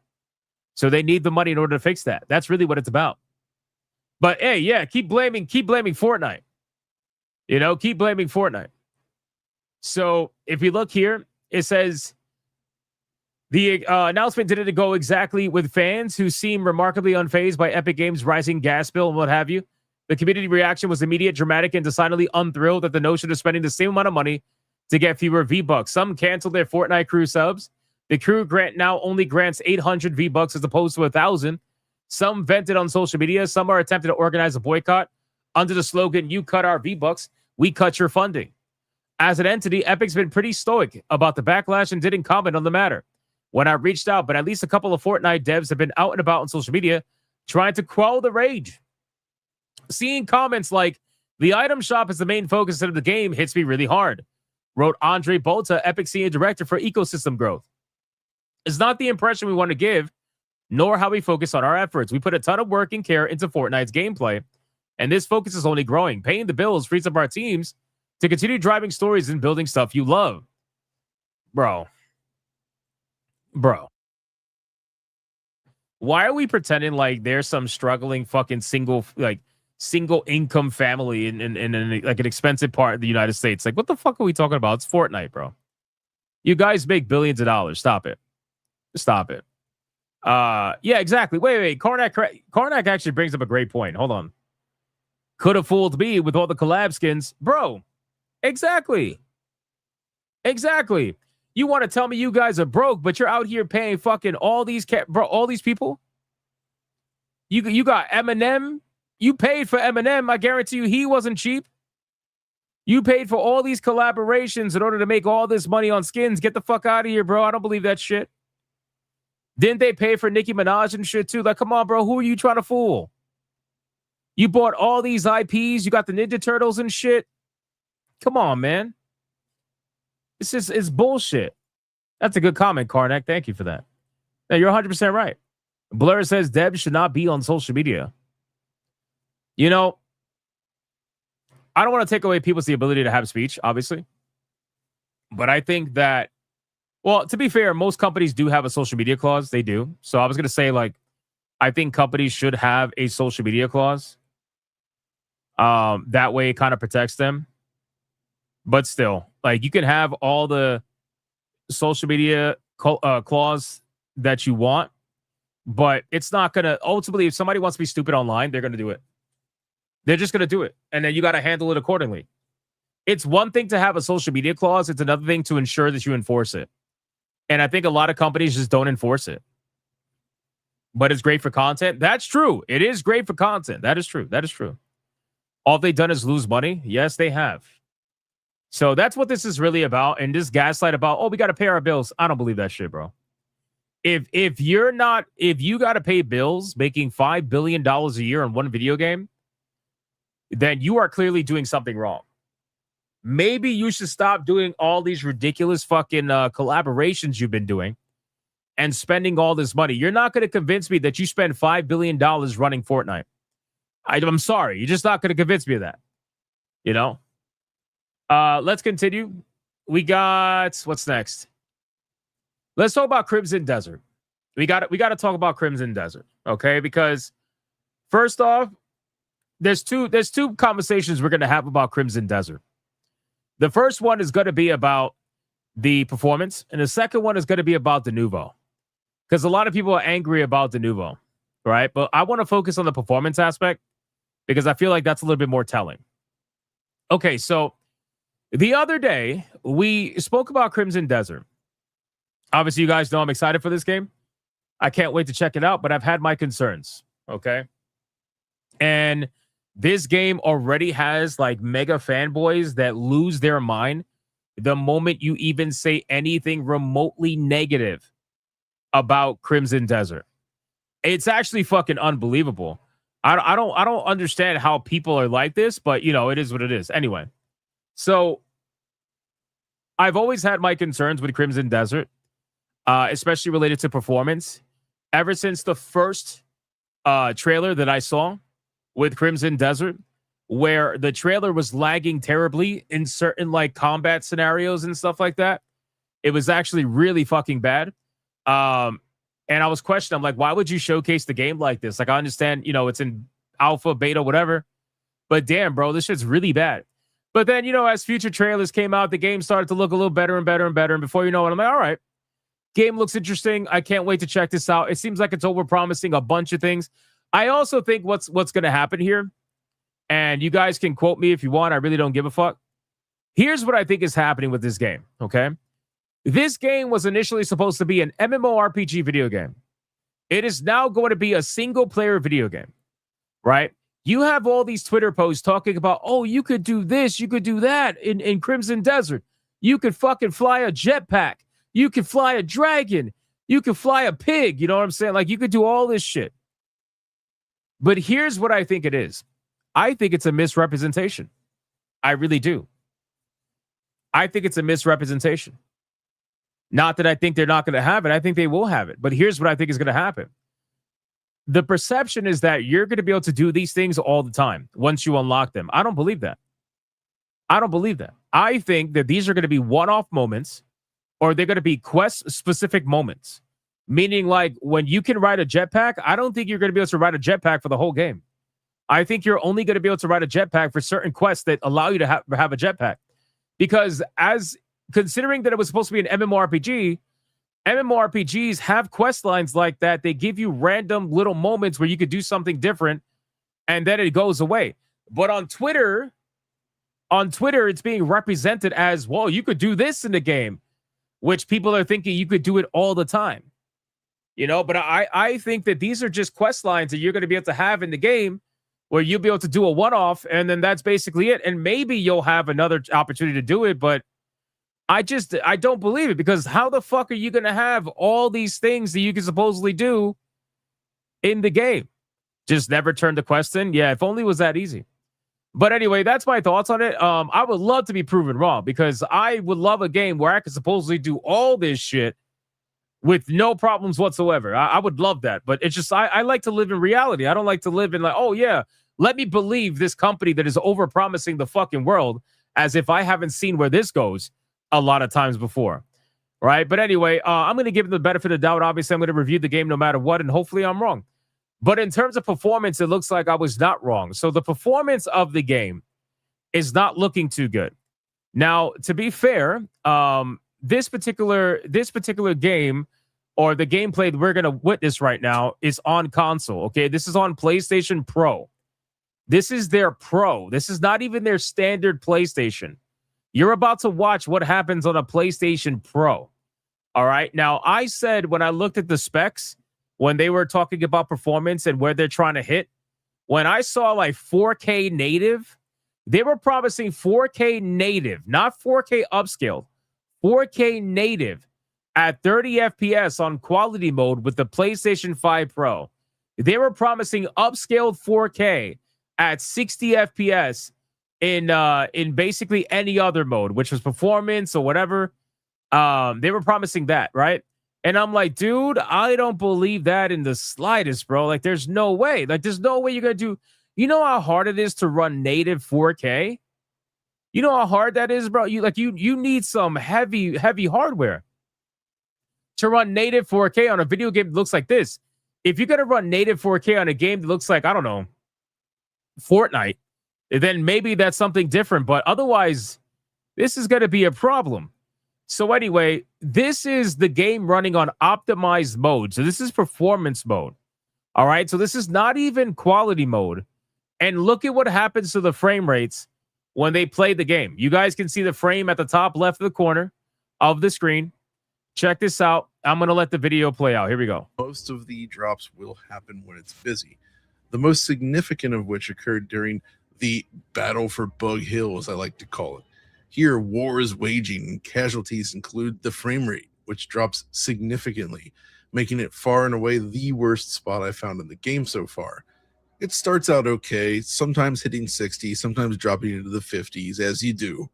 But once you actually reach the top of Bug Hill, the specific encampment here, we start to see some major drops. And I think this is actually made worse by kiting enemies around, because I came here before my character was ready and would die. And guys, keep in mind, it has dropped almost half the amount of FPS. It's at 38 FPS right now on performance mode. Okay? 38 FPS, 1080p, performance mode. How the fuck is this game going to do 4K and native resolution at a standard 30? That means that this game in 4K native is going to drop. If you were to take the same kind of, percentage, it's going to drop somewhere in like the 15 FPS range at 4K native. This is not going to work, bro. We need to stop lying to ourselves about these fucking systems, man. We need to stop lying to ourselves. Instantly have hit, so I have a ton of... And again, keep in mind, this is on a PlayStation 5 Pro. So if you have a regular PlayStation, Godspeed. Godspeed if you think that anything's going to happen with that. Insects chasing me around. And as a result, we actually see the frame rate slip all the way into the 30s. I believe this section is very specifically CPU limited, as it deals with so many active enemies at once. It makes sense. Is it a Sony exclusive? Oh, yes. It's a Sony exclusive. Yeah. That's rough. And then you got to think about, okay, well, if it's running like this on the PlayStation, how is this going to run on the Xbox? How is this going to run on the Xbox? Especially the Xbox Series S? Bro, how is this game going to run on these consoles? It's gonna be bad. It's going to be bad. So here's what I'll say. Hopefully they can patch it. Hopefully they can work on it. Hopefully they can make it better. But it ain't looking good right now. It's not looking good right now. And performance was always questionable when it came to the performance of the consoles, because this game looks highly graphically intensive. Now, all the gameplay that we've ever seen, or that I've ever seen, has always been on PC, so I've always seen it at its max capability. You can look in this game and notice in performance mode, look, the background is barely visible, so the draw distance is at a minimum. There's a lot of fog of war that's kind of clouding everything in order to make it easier for the game to run. But even with all that, it's still having problems. Vet Gamer with a 5. From what I heard, they sent Digital Foundry a PS5 Pro with the game pre-installed. They did. They sent them the PS5 Pro with the game installed already. So they sent them the best hardware in terms of a console for them to review the game with, and it still ran like this. That's crazy to me, Vet Gamer with a 5 says 3 to 6 months, Crimson Desert will have a cash shop. Its skeleton is a Korean MMORPG. Their UI is already set up for 5 different currencies. Oh, I thought they were going to. I think they said initially that they were trying to stay away from microtransactions, but I didn't believe that. Like, they say that in the beginning, and then they end up changing that later down the line. Mervoth with a 2. Don't know how my $7,000 PC will be because of Unreal and Denuvo. Well, so that's another thing too. Now, if I'm not mistaken, doesn't Resident Evil 9 have de novo? If I'm not mistaken. Resident Evil 9 de novo. I'm pretty sure it does, considering it's Capcom. Yeah, it does. Resident Evil 9 Requiem has de novo in the game, right? Which I just want to call out. I just want to call out the little bit of hypocrisy, right, from a lot of people, because I notice online that there is a massive amount of people, right, that are out there complaining right now about Crimson Desert having de novo, but those same people are the ones that were praising Resident Evil for the game that it is. No, this game uses its own engine. It doesn't use Unreal Engine 5. To my knowledge, they use whatever engine they use to make MMORPGs for their games. I forgot what it's called, but I'm pretty sure they use their own engine, which is not necessarily a bad thing. I would actually prefer if they do that. That way they can avoid the nonsense with the performance of Unreal Engine in open world games. Because Unreal Engine in open world video games sometimes gets felted, depending on who's making it. And, you know, Resident Evil Requiem, even though it has de novo, the RE engine is known for running exceptionally well when it comes to single-player enclosed video games. But the moment you take the RE engine and you turn it into somewhat of an open-world video game, it gets felted. You know? So it's not, you know, it's just not made for that. Which is why Monster Hunter Wilds had such bad performance, and then Resident Evil Requiem, for the most part, had good performance with the exception of a couple of issues. You know? This game, though, is an open-world video game. So de novo is going to take a big strain on this game. More so than it did on Requiem. But I'm just calling out the hypocrisy of the people who are like, this has de novo? How could you do this? And it's like, you guys were literally just praising Requiem not even a couple of days ago. You were all on Twitter talking about how amazing Requiem is. 9 out of 10, 10 out of 10. They were all talking. Nobody once mentioned de novo. Like, it never even came out of anybody's mouth. And it's been there since day one. But then the moment Crimson Desert was discovered to have de novo, now it's like the end of the fucking world. You know? And don't get me wrong, I hate de novo. I'm just saying, bro, like, you got to be a little consistent there, you know? You got to be a little consistent there. But anyway, regardless, that's besides the point. So let's talk about that. Let's talk about the de novo, and let's see what we got going on here. So we got an article from Games Radar. Let's discuss this. Crimson Desert says not to worry about de novo because the impressive PC preview builds they've shown already had the DRM and are representative of the final consumer's experience. Now, notice how they say PC preview builds. Like they don't mention consoles. They don't mention consoles, boys, because, you know, it's a little rough, as we just noticed. It's a little rough on consoles. But anyway, you gotta read between the lines of when these people speak. So Crimson Desert says not to worry about it. Their PC preview builds have been amazing, and all of it has been running with the DRM attached to it. The benchmark videos and performance specs we released were all created with the exact same implementation of de novo that is in the launch build. It says the specs that we released were all created with the exact same as a launch build. This includes the performance videos by Digital Foundry. It's important that reviewers and benchmarkers' experience with the game is ultimately representative of the final consumer's experience. The Digital Foundry video being referenced is likely the one published on February 28th, which shows the game running at ultra settings in native 4K at mainly 60 FPS with a Radeon RX 7900 XTX. That graphics card is no slouch, but it's over 3 years old at this point and still a few steps behind NVIDIA's ultra high-end GPUs. And seeing Crimson Desert run with strong performance at 84K, no upscaling, on an aging card like that is very impressive and bodes well for the scalability of lower-end graphics cards. Now, again, this is all on PC. What about that console, though? What about that console? You know, I think Xbox is probably going to have the biggest struggle with this. I think PlayStation will be bearable. I don't think it's going to run like shit. It might have moments where it runs bad, but I don't think it's going to run like shit, right? Like maybe if you have a standard PS5, then if you try to push it to quality mode, it's going to run like shit. I would probably play performance only. But even then, still, right?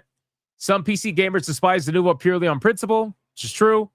But the majority fear the effect the DRM system would have on performance. The Nouveau doesn't universally degrade performance, but it happens enough often that the DRM company itself has been forced to acknowledge the issue. Some players will still see that the Nouveau anti-tamper badge on Steam as a flashing do not buy signal, but it's at least good to hear devs commit to showing off the game in the state it will be in when players get a hold of it. So, I don't know. We'll see.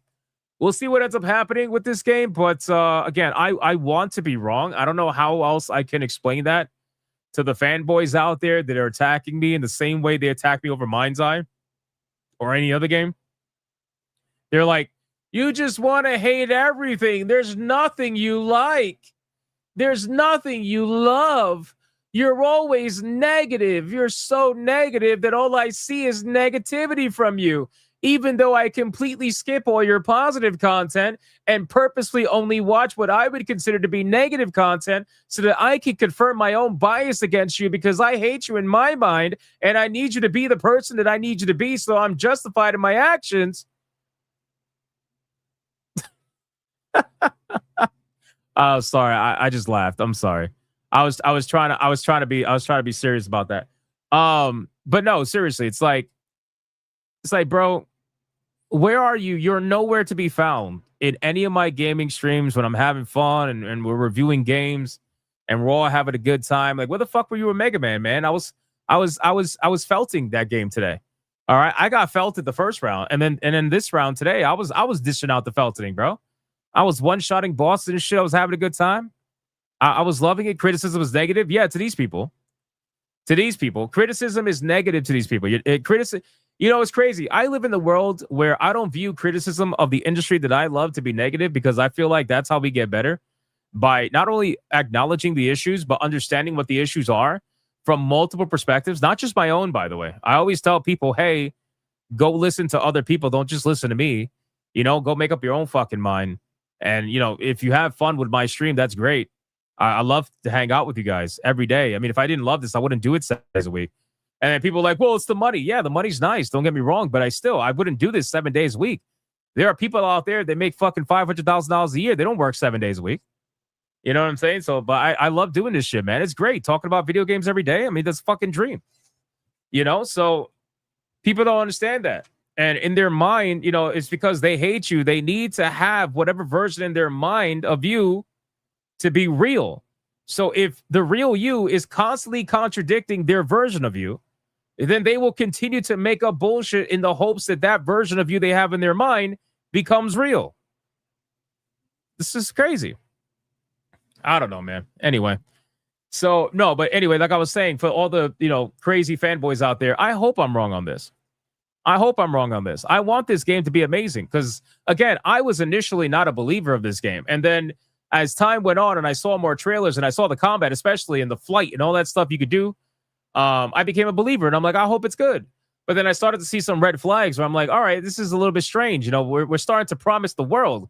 What's next? You're going to cure cancer? Like you're starting to promise everything, you know, like it's getting a little bit suspicious here. You know, that's basically it. So we'll see how it goes. All right, let's continue. It's not looking good for you guys who want me to play Ex Voto. Looks like I'm going to get exactly what I want. That shit's going to sit in my fucking library. And I'm going to go back to playing something else. I'll play Fatal Frame. We got Odin Dark with a 2 says, no day one buy for me. I'll wait for a discount. And I always advocate for that. Wait for a discount. Sam Slenderman with a 5 says Pearl Abyss actually made this engine just for single player games. Brand new engine. Oh, did they? Okay. Is it based off the one that they used for, what was it, Black Desert Online? Did they base that engine off of that? I could have sworn they said they did, but I could be wrong. Mervoth with a 2 reminds me of someone crying, but you with Resident Evil 9 comment. Oh yeah, I think I know what you're talking about. I don't remember the name. But they were complaining that I gave Resident Evil 9 a 7 out of 10 or whatever. And they were like, you're always so fucking negative. This confirms it. You're always so negative. I'm like, bro, 7 out of 10 is well above average. What are you talking? It's a good score. You're so fucking negative. I'm like, bro, what? Huh? It's a good score. I advocate for the game. What are you talking about? What do we mean? It's crazy, bro. But anyway, It is what it is, man. Sam Slenderman with a 2. I'm guessing this game will need numerous patches. That I will assume yes. That I will absolutely assume yes, 100%. I think this game is definitely going to need some patches for sure. For sure.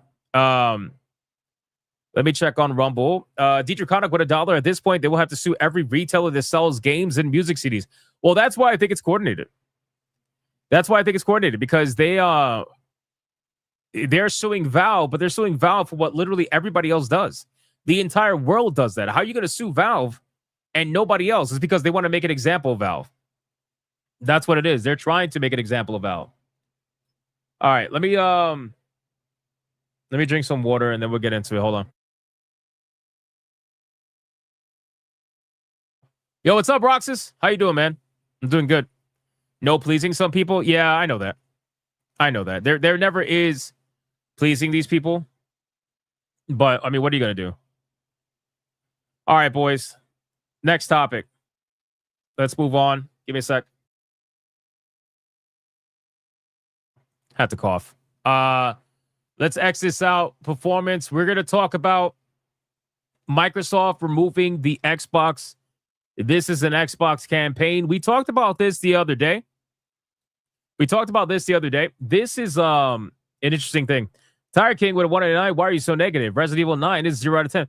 Bro, people call me negative, and then there's fucking Tiger King out here who hates everything, bro. And I still love hanging out with Tiger King. This guy literally hates everything. He fucking hates his own existence. Shout out to Tiger King. I appreciate it. We got Odin Dark with a 2. Endor would be proud of all the positivity, right? He sure would. It's crazy, man.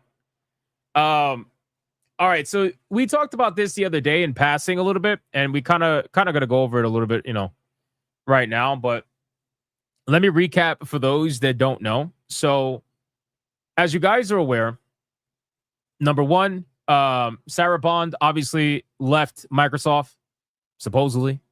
And Philly Boy also left Microsoft as well. Whether they were fired or not, that's up to you to believe, whatever.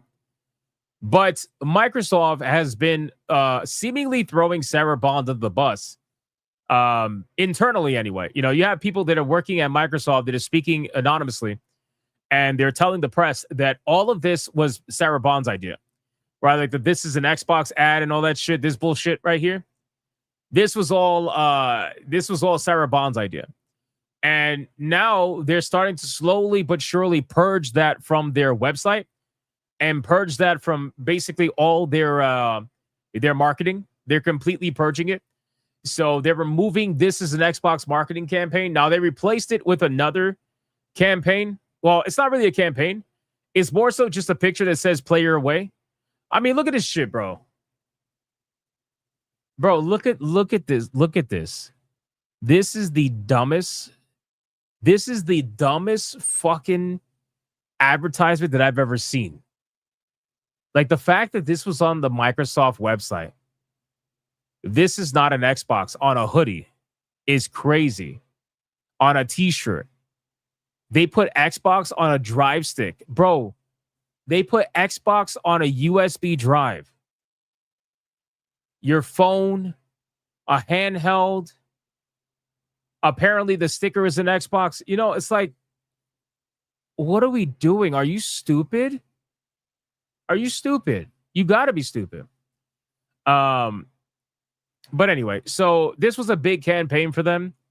And now, removing the brand, I don't think it's going to do anything. We spoke about this before, and I'll just reiterate, I really don't think them removing this is, an Xbox from the branding is going to save the branding. I think at this point, what they have to do is really focus on the actual console.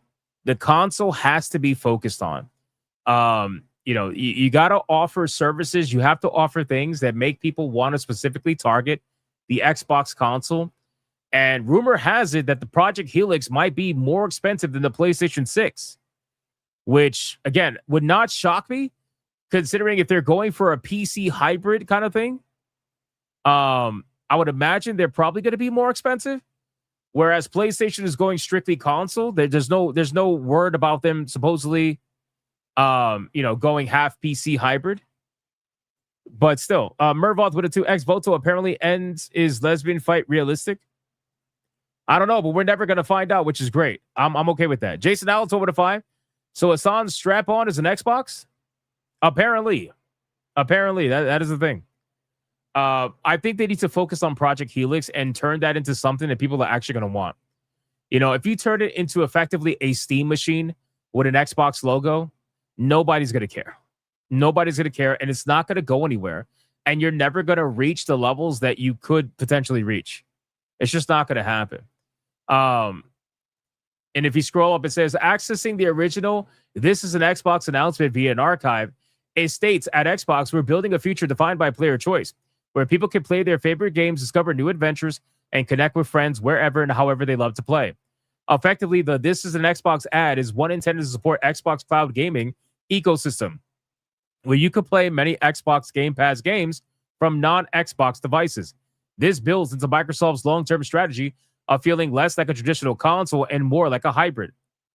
Again, this whole hybrid thing, I don't think it's going to work out for them. But hopefully, maybe, we'll see. So again, I just found this to be pretty funny. And I heard a lot of you guys like comments and stuff about how you said you would just basically get a Steam machine if it's really going to be like a $1,300 Project Helix, because at least that way, you don't got to worry about the Microsoft BS and shit. And I think that's coming from a place of most people checking out of the brand. I think people are just not caring about the brand anymore. I think they need to focus more on fixing their brand versus fixing whatever their consoles are. They have time to work on the console, but they got to fix that brand ASAP. Because if you try to launch a new console with a damaged brand, it's not looking good, boys. I'm sorry. It's not. This article's on Xbox. It's not looking good. You got to fix the brand first before you add a new console or any new product. There's no point in adding a new product if your brand is damaged. So you have to focus on the brand first. Again, that's all in my opinion. I'm not running multi-billion-dollar fucking Microsoft, but I'm just saying that, there's no point moving forward if everybody thinks your fucking brand sucks. This topic is an Xbox. It sure is. Cyborg says beyond the brand for me at this point, among other serious things. Yeah, I mean, listen, you got to start somewhere. And you got to start with the brand, right? You can't fix any of the other issues if the brand has a major, major problem in the way that it's represented.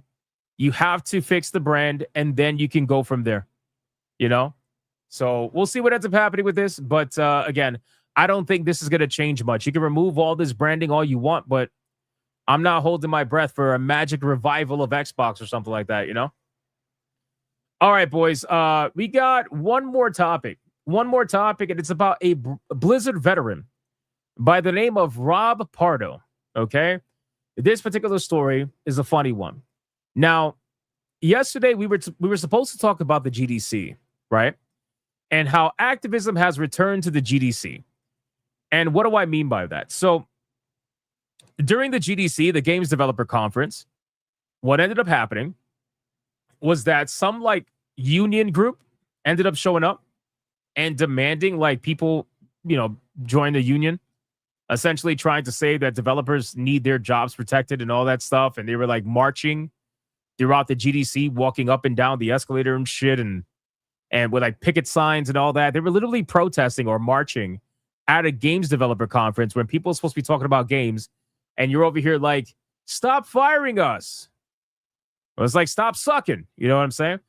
But Blizzard veteran Rob Pardo closed this year's GDC keynote by urging executives to cool it with the layoffs. The game team is more valuable than the game itself. Now, guys, by the way, yesterday the day before, we also discussed the layoffs that Activision Blizzard has experienced over the last year or two. I just think it's ironic that the Blizzard veteran Rob Pardo is urging people to not fire anybody when the company he used to work for is firing people left and right. I just think that's so great. So anyway, today at the GDC, San Francisco's annual summit of games industry professionals. Yeah, okay. Former Blizzard Chief Creative Officer Rob Pardo delivered this year's keynote address, sharing lessons learned from a game development career spanning from his days as lead designer on StarCraft, Brood War, and Warcraft 3 to founding his own studio at Bonfire, developers of the recently revealed Archeron. Now, again, this guy comes from a totally different time. This guy comes from a time where developers were passionate about video games and they had to release decent video games, where Blizzard took their time with their video games, where it became a meme where people were waiting so long for a Blizzard game and they would say soon TM, right? Like that whole meme. That meme was a thing because Blizzard would take their time with their game releases. No matter how long it took, they wanted their game to release as good as possible. That time is no longer here. That time doesn't exist anymore. It may exist for him, but it doesn't exist for his what do you call it? What's the word I'm looking for? It doesn't exist for his acquaintances. Let's go with that word. Throughout his hour-long keynote, Pardo reiterated that despite the fact that he worked on some of history's most celebrated and enduring games, even he can't say with certainty that what makes a hit. But as he closed his address, he directed a message at industry executives. If your developers already have delivered a success, the best way to repeat it is by keeping those developers on the payroll. Okay, so, oh my God. Fine, I get what he's saying. But here's the thing, though. Most of the layoffs, if not almost all of them, are happening to studios that don't have the success.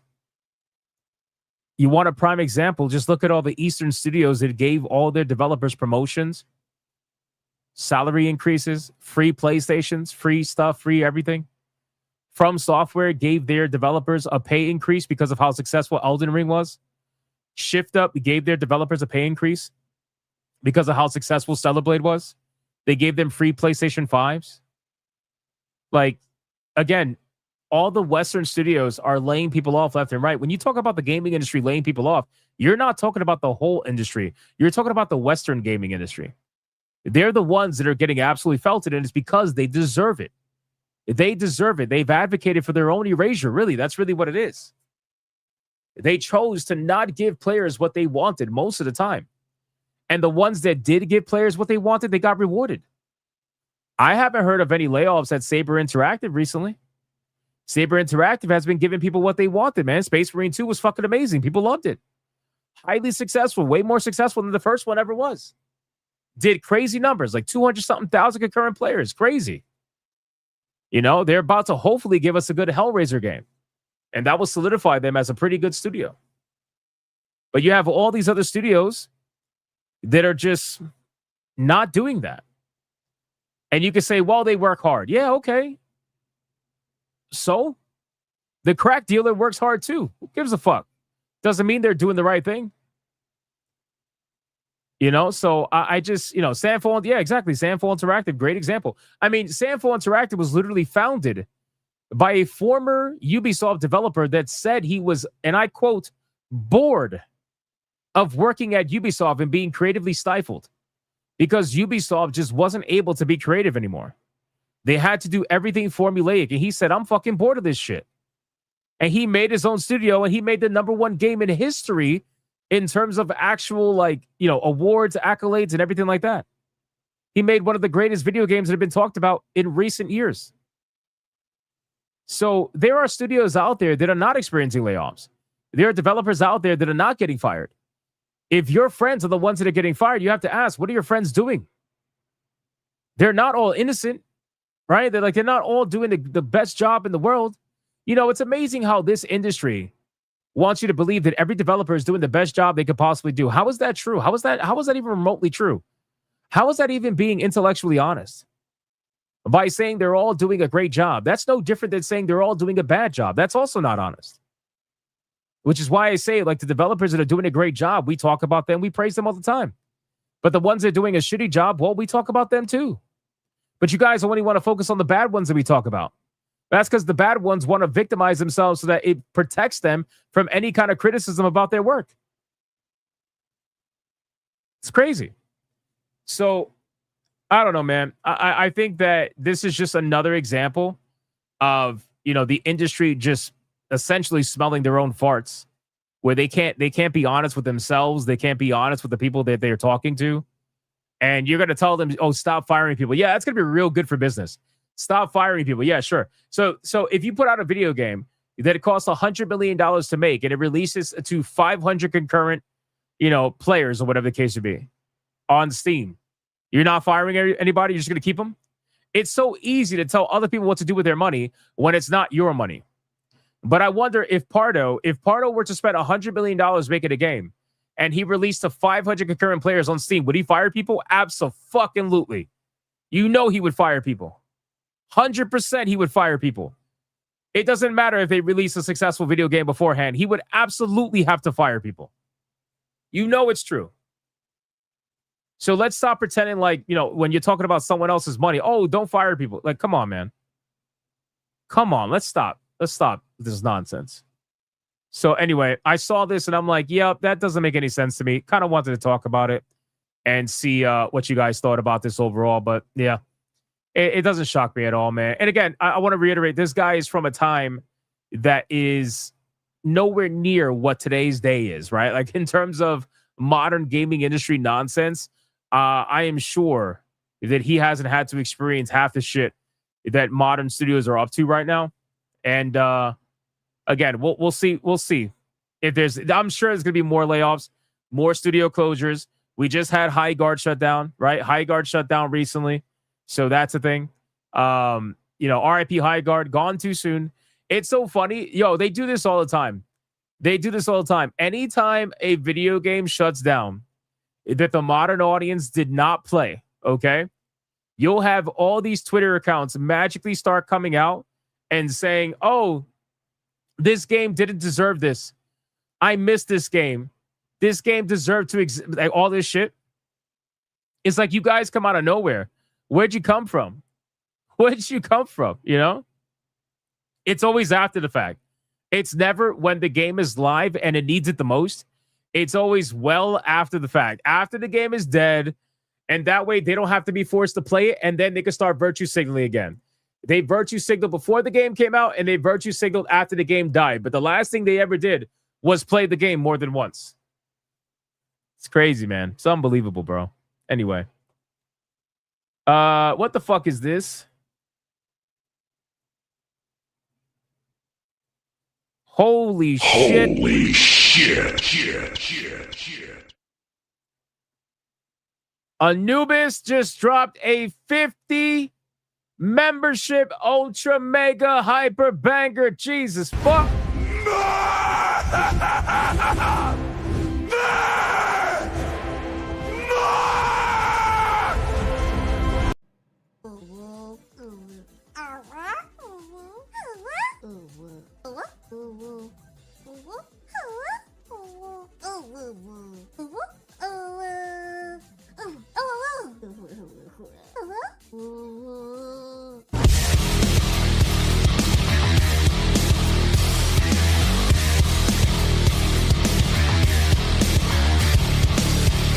Shout out to you guys for getting us to tier 2 again.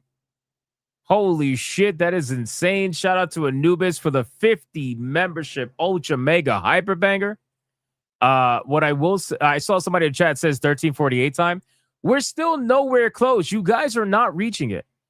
I keep telling you, you're not reaching it. It doesn't matter, bro. Like you all can do your fucking spirit bomb, fucking what do you call it? Like Goku, hands up in the air, give me your energy bullshit. It's not happening, boys. It's not happening. This got you a little closer, but you're nowhere near there, bro. We're almost at the end of the stream. We're almost at the end of the stream, guys. It's already past 11 o'clock. It ain't happening. Get felt it. Now you know how it feels. This is one. Yes, you will play 13. No, I'm not. This is one bet that I'm not losing. I'm not losing this one. Straight up. Not losing it. So, RIP. But hey, Anubis, thank you so much for the 50 membership ultra mega hyper banger. I appreciate that. Why am I so negative? I'm not negative. I'm just being real. Because I know it's not going to happen with this one. I just know it's not. So you're saying there's a chance? No. Setsuna says, I'm with Hypno. You see? Even Setsuna knows. Hypno, stop coping. I'm not coping. It's the truth. It's not happening. Guys, we're going to play some clips for Anubis. I'm playing his favorite clip. Here we go. All right, boys, we got another Red Boy Hyper Banger. Let's bring the ladies in.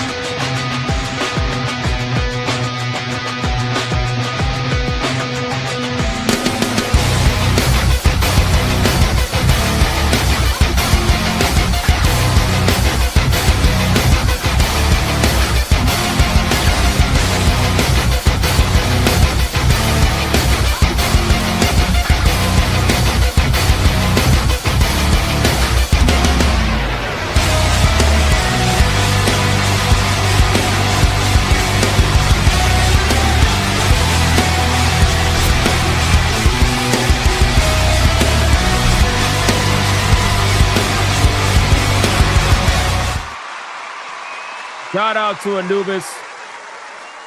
Thank you so much, my man. I appreciate it. Fucking legendary, bro. Absolutely insane. And then for it to just got in here, what I'd miss? Nothing. You missed nothing. Don't worry. Don't worry. It's all good.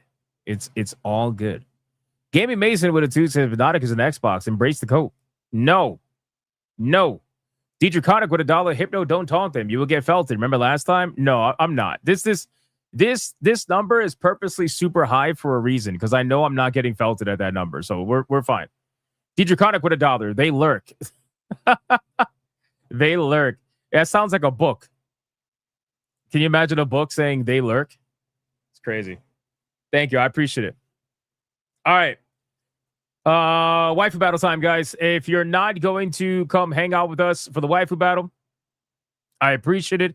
I'm taking off today from late night Griffcast just because I have a lot of work to catch up on. I want to film that video for 1348X Voto, going over the wish list and all the bullshit that they've been saying. I have a lot of information with that game, so I want to make a video on that and work on that. So I need some time to do so because it's going to be like a highly edited video, like the old videos that you guys all actually watched.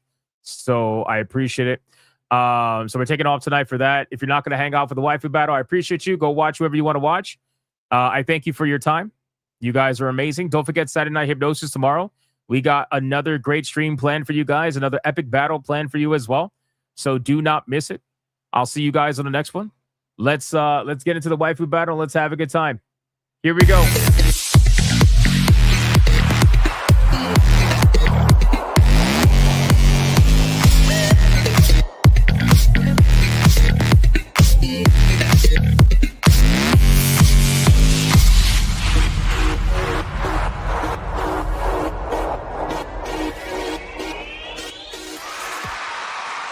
All right.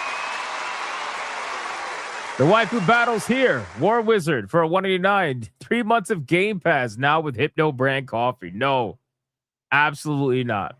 Boys, waifu battle is here. If you guys missed yesterday's insane waifu battle, we had an ultimate betrayal. We had revenge. There was revenge that was made against Tifa.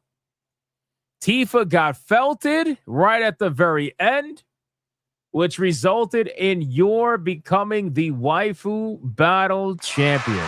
Damn. Dr. Spike got his revenge, and now he's gone until next time, where it's time for him to get his revenge again. So Yor is the waifu battle champion.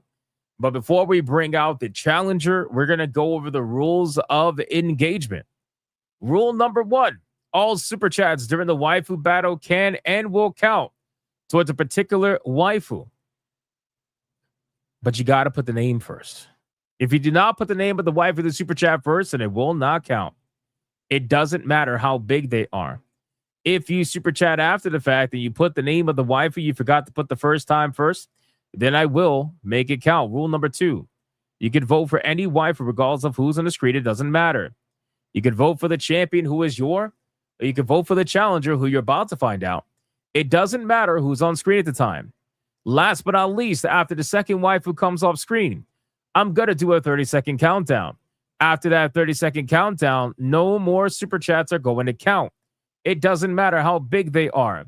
The last super chat that shows up on my screen is going to be the one that counts. So please, if you're going to vote, vote early and vote hard, ladies and gentlemen. Do we understand the rules?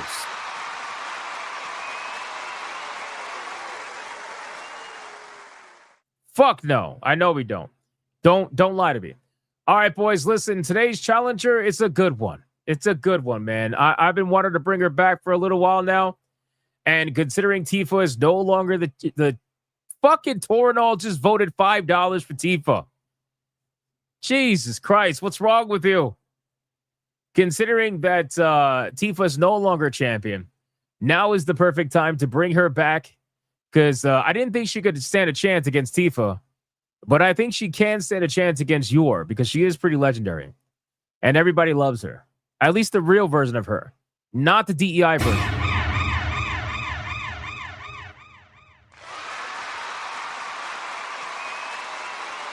All right, boys.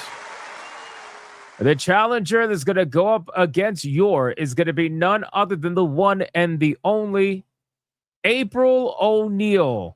Ladies and gentlemen, let's start the clock and let's see who is going to win. Is it going to be Yor or is it going to be April O'Neil, the non-DEI version of April O'Neil? That's the better version, of course. Let's put the names on the bottom. Yor versus April O'Neil. Let's find out, boys. Let's find out. Let's find out. Ron DFK says, oh, I'm turtling. Are you now? Are you now? Was not expecting Mrs. O'Neil. Hey, she's just good enough. I think it might work out. Deadeye's Lock with a 2 for April O'Neil. Dark Exile says that's not even a competition. Are you sure about that? Are you sure about that? Mystic Vegeta says solid April picture. Thank you. I appreciate that. I try my best. Captain Killer Guns with a 2 says April, they lurk, a hypnotic story, coffee book. We got to make one. We got to make one.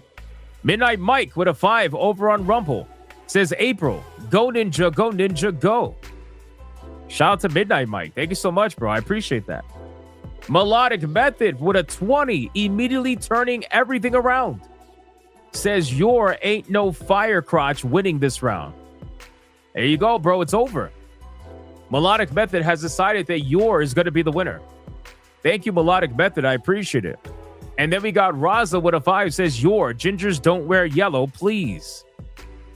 Well, she did. Gray Soul with a 2 says April, she was one of my earliest awakenings. Thank you. I appreciate that. Mystic Vegeta with a 2 says April, so solid. Here's $2 for April. So far, April has more votes, but in total, Yor is ahead. Gray the Merchant with $1 says April, OG, count me in. Also, Clanka Defect is best friend. Also, been thinking of builds all day in Slay the Spire 2. Cowabunga.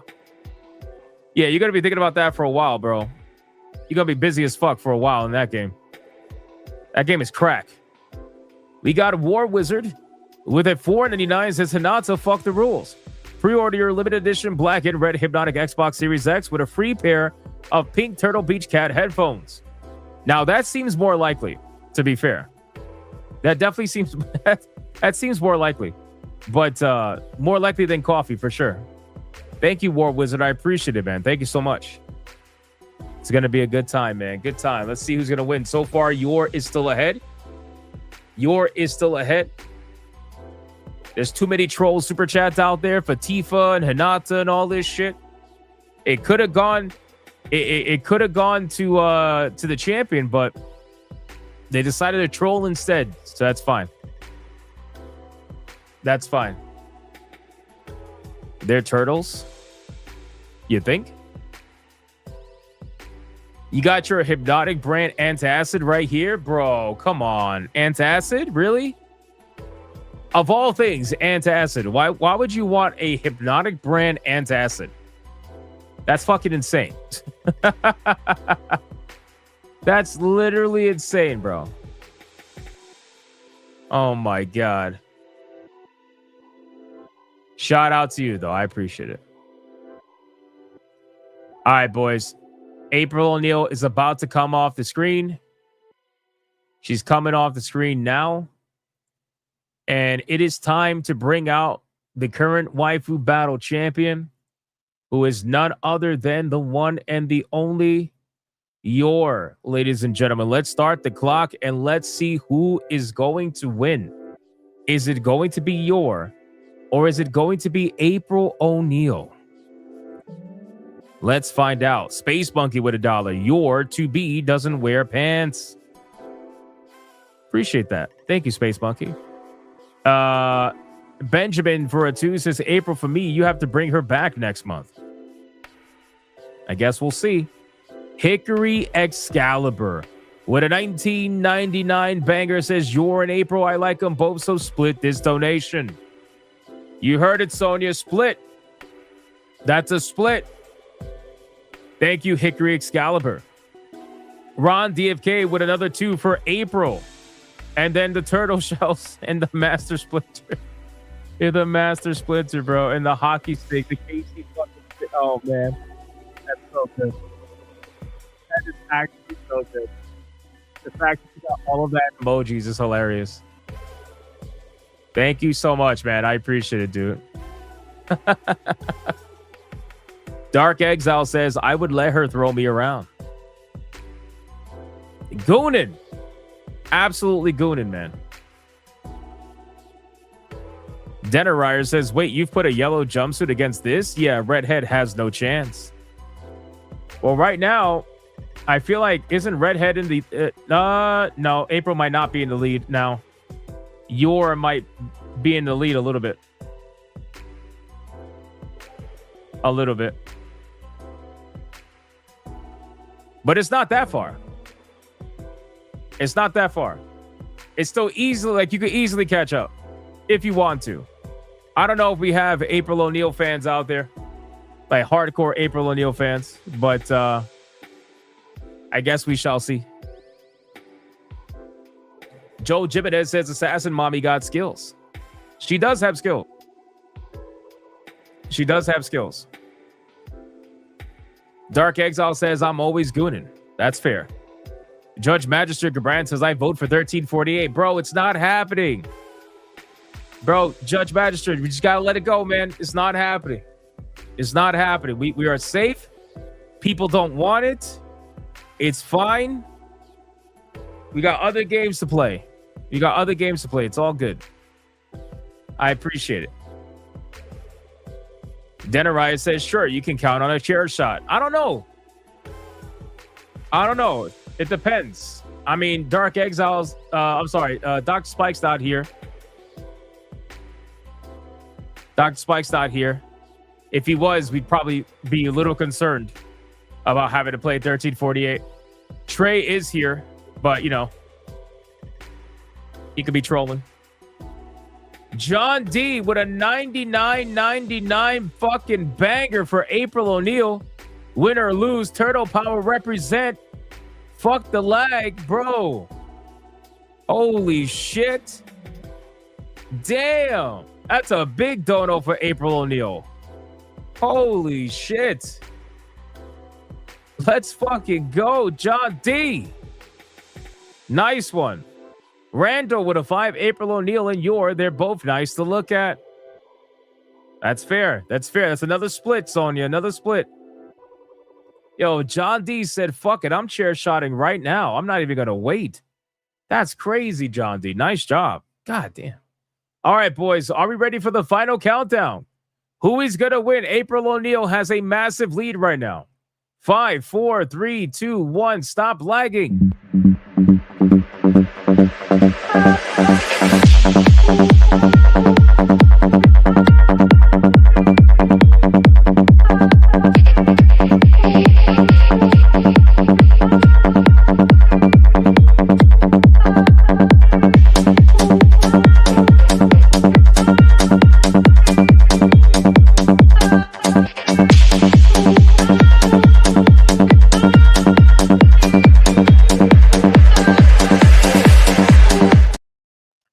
Waiting for lag, waiting for lag, waiting for lag, and that is it, ladies. My food battle belt is mine!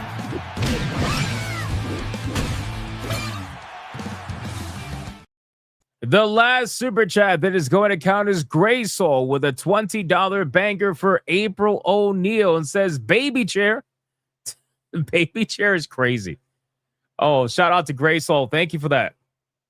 Twisted Master with a $50 mega banger for April O'Neil. Matrix of Leadership, yours trash. Bye.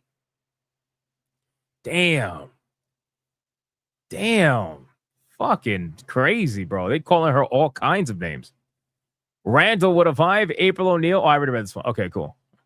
And then over on Rumble, we had Space Monkey with $1 says your to be doesn't wear pants. I read that one. And then Gray the Merchant with $1. April, well, not hardcore. I'm just here for a shell of time. Need to complete Ironclad run eventually. That's insane. Shout out to you, bro. All right, guys, feed the ducks. We got to give John D a clip, man. John D, what clip you want, bro? What clip you want, my man? April O'Neil has absolutely felted your all because of you and the team behind April. Good job, guys. Good job. That's insane. My choice. All right. My choice. Well, to celebrate not getting to play 1348X Voto, I'm going to play this one. All right, boys, it's another Red Boy Hyper Banger. Let's bring the ladies in.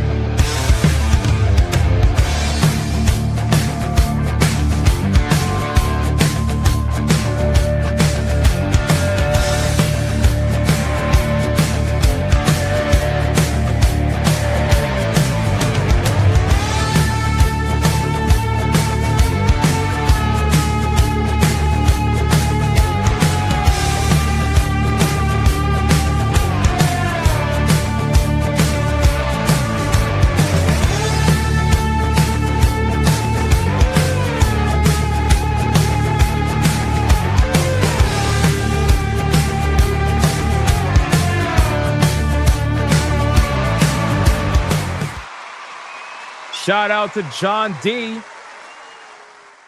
Absolutely insane. Thank you so much, brother, for the $99.99. I don't know why it was pink. That's weird. It should be red. It didn't count as a pink boy. That's odd. But regardless, it counts to me, man. It counts to me. Thank you so much for that. I appreciate it. Keep feeding the ducks. Oh, never mind. Hold on. Wait a second. Sonya got the numbers. Sonya got the numbers. Hold on. Let me pause this. We got April O'Neil at $201.48 against your at $38.50. What a shame.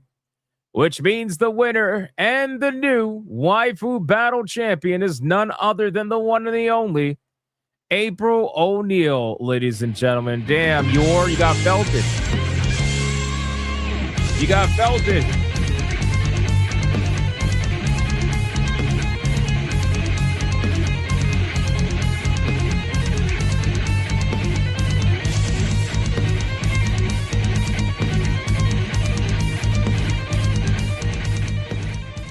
Let's do it one more time, ladies and gentlemen. One more time. One more time.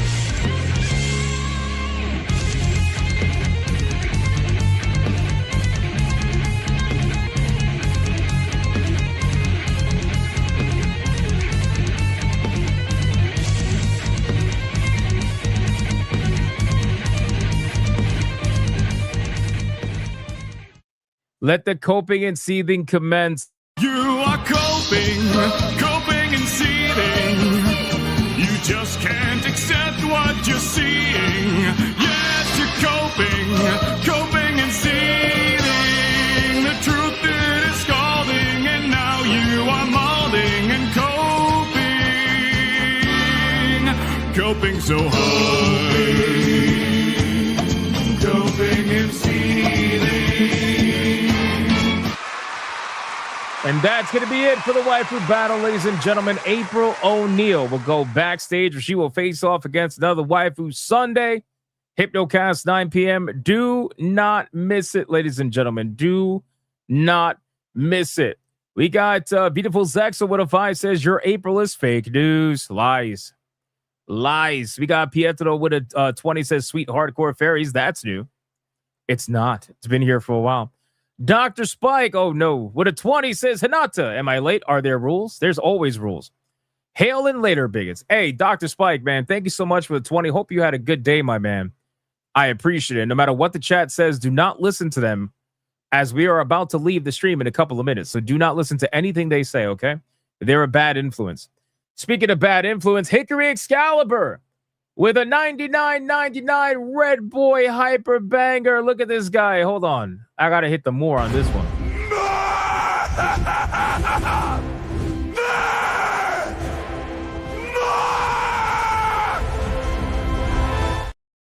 He says, let's get a proper celebration. Gingers, please. By all means. It's a Red Boy Hyper Banger, bitches! Let's bring the ladies in!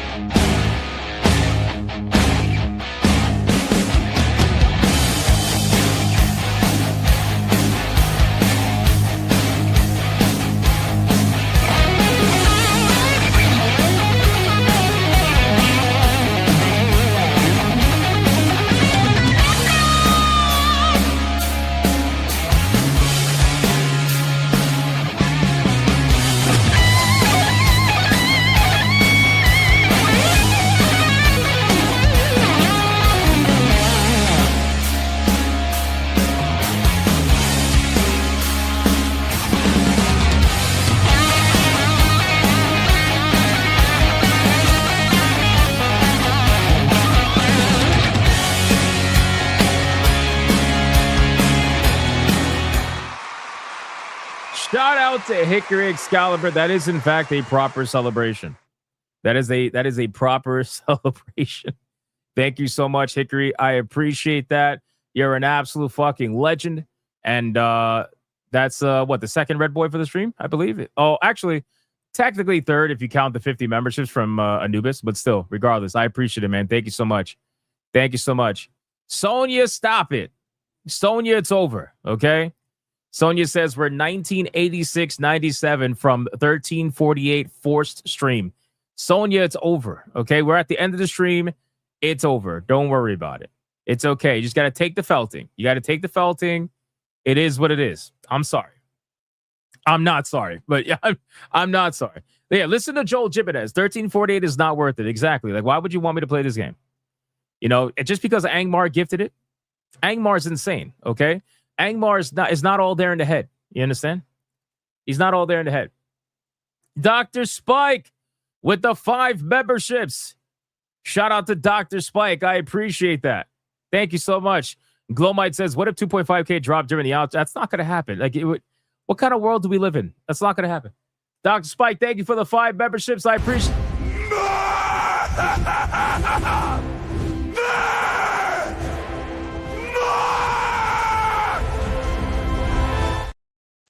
I fucking love that clip so much. I really do think that's my favorite clip.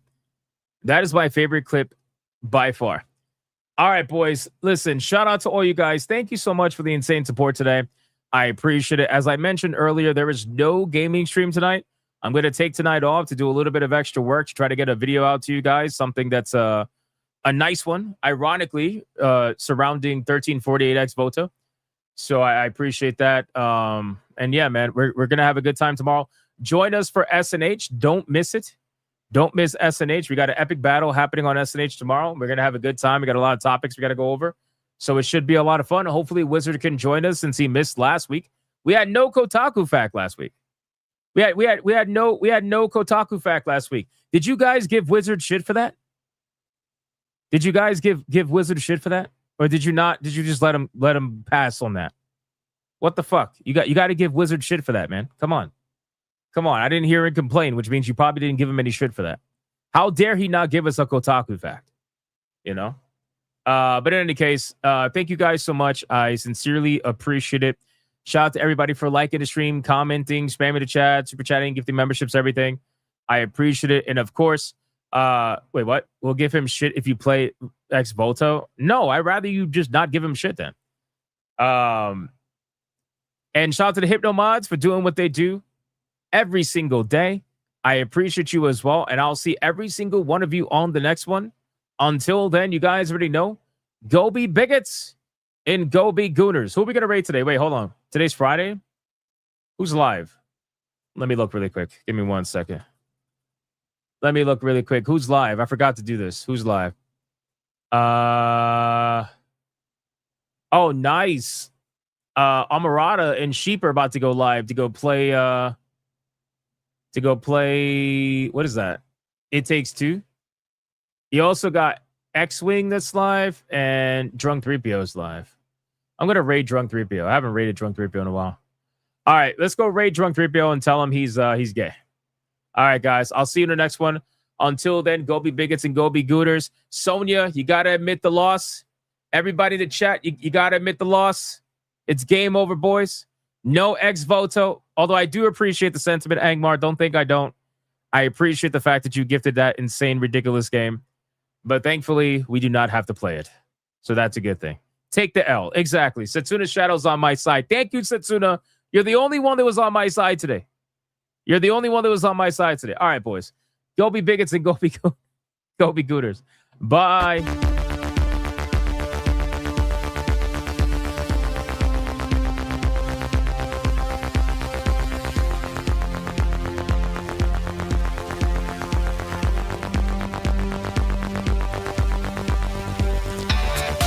I am not gay. I have relationships with women and sex with men. And I got news for you. That means you gay.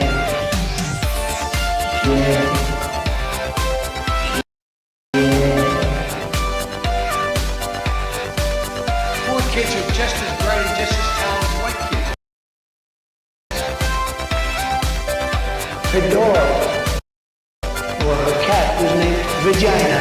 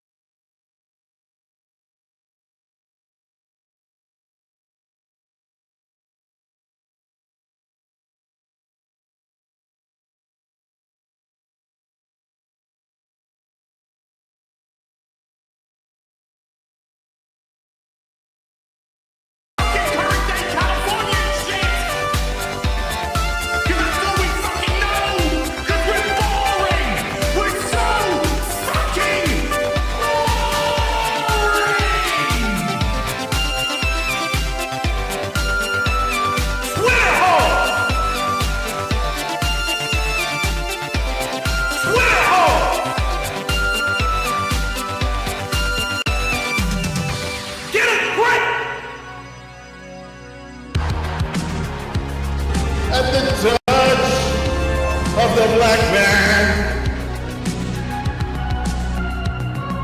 I bring life. I bring life.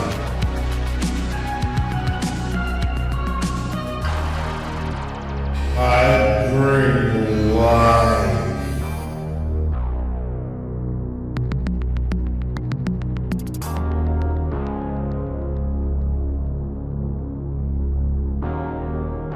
I bring life.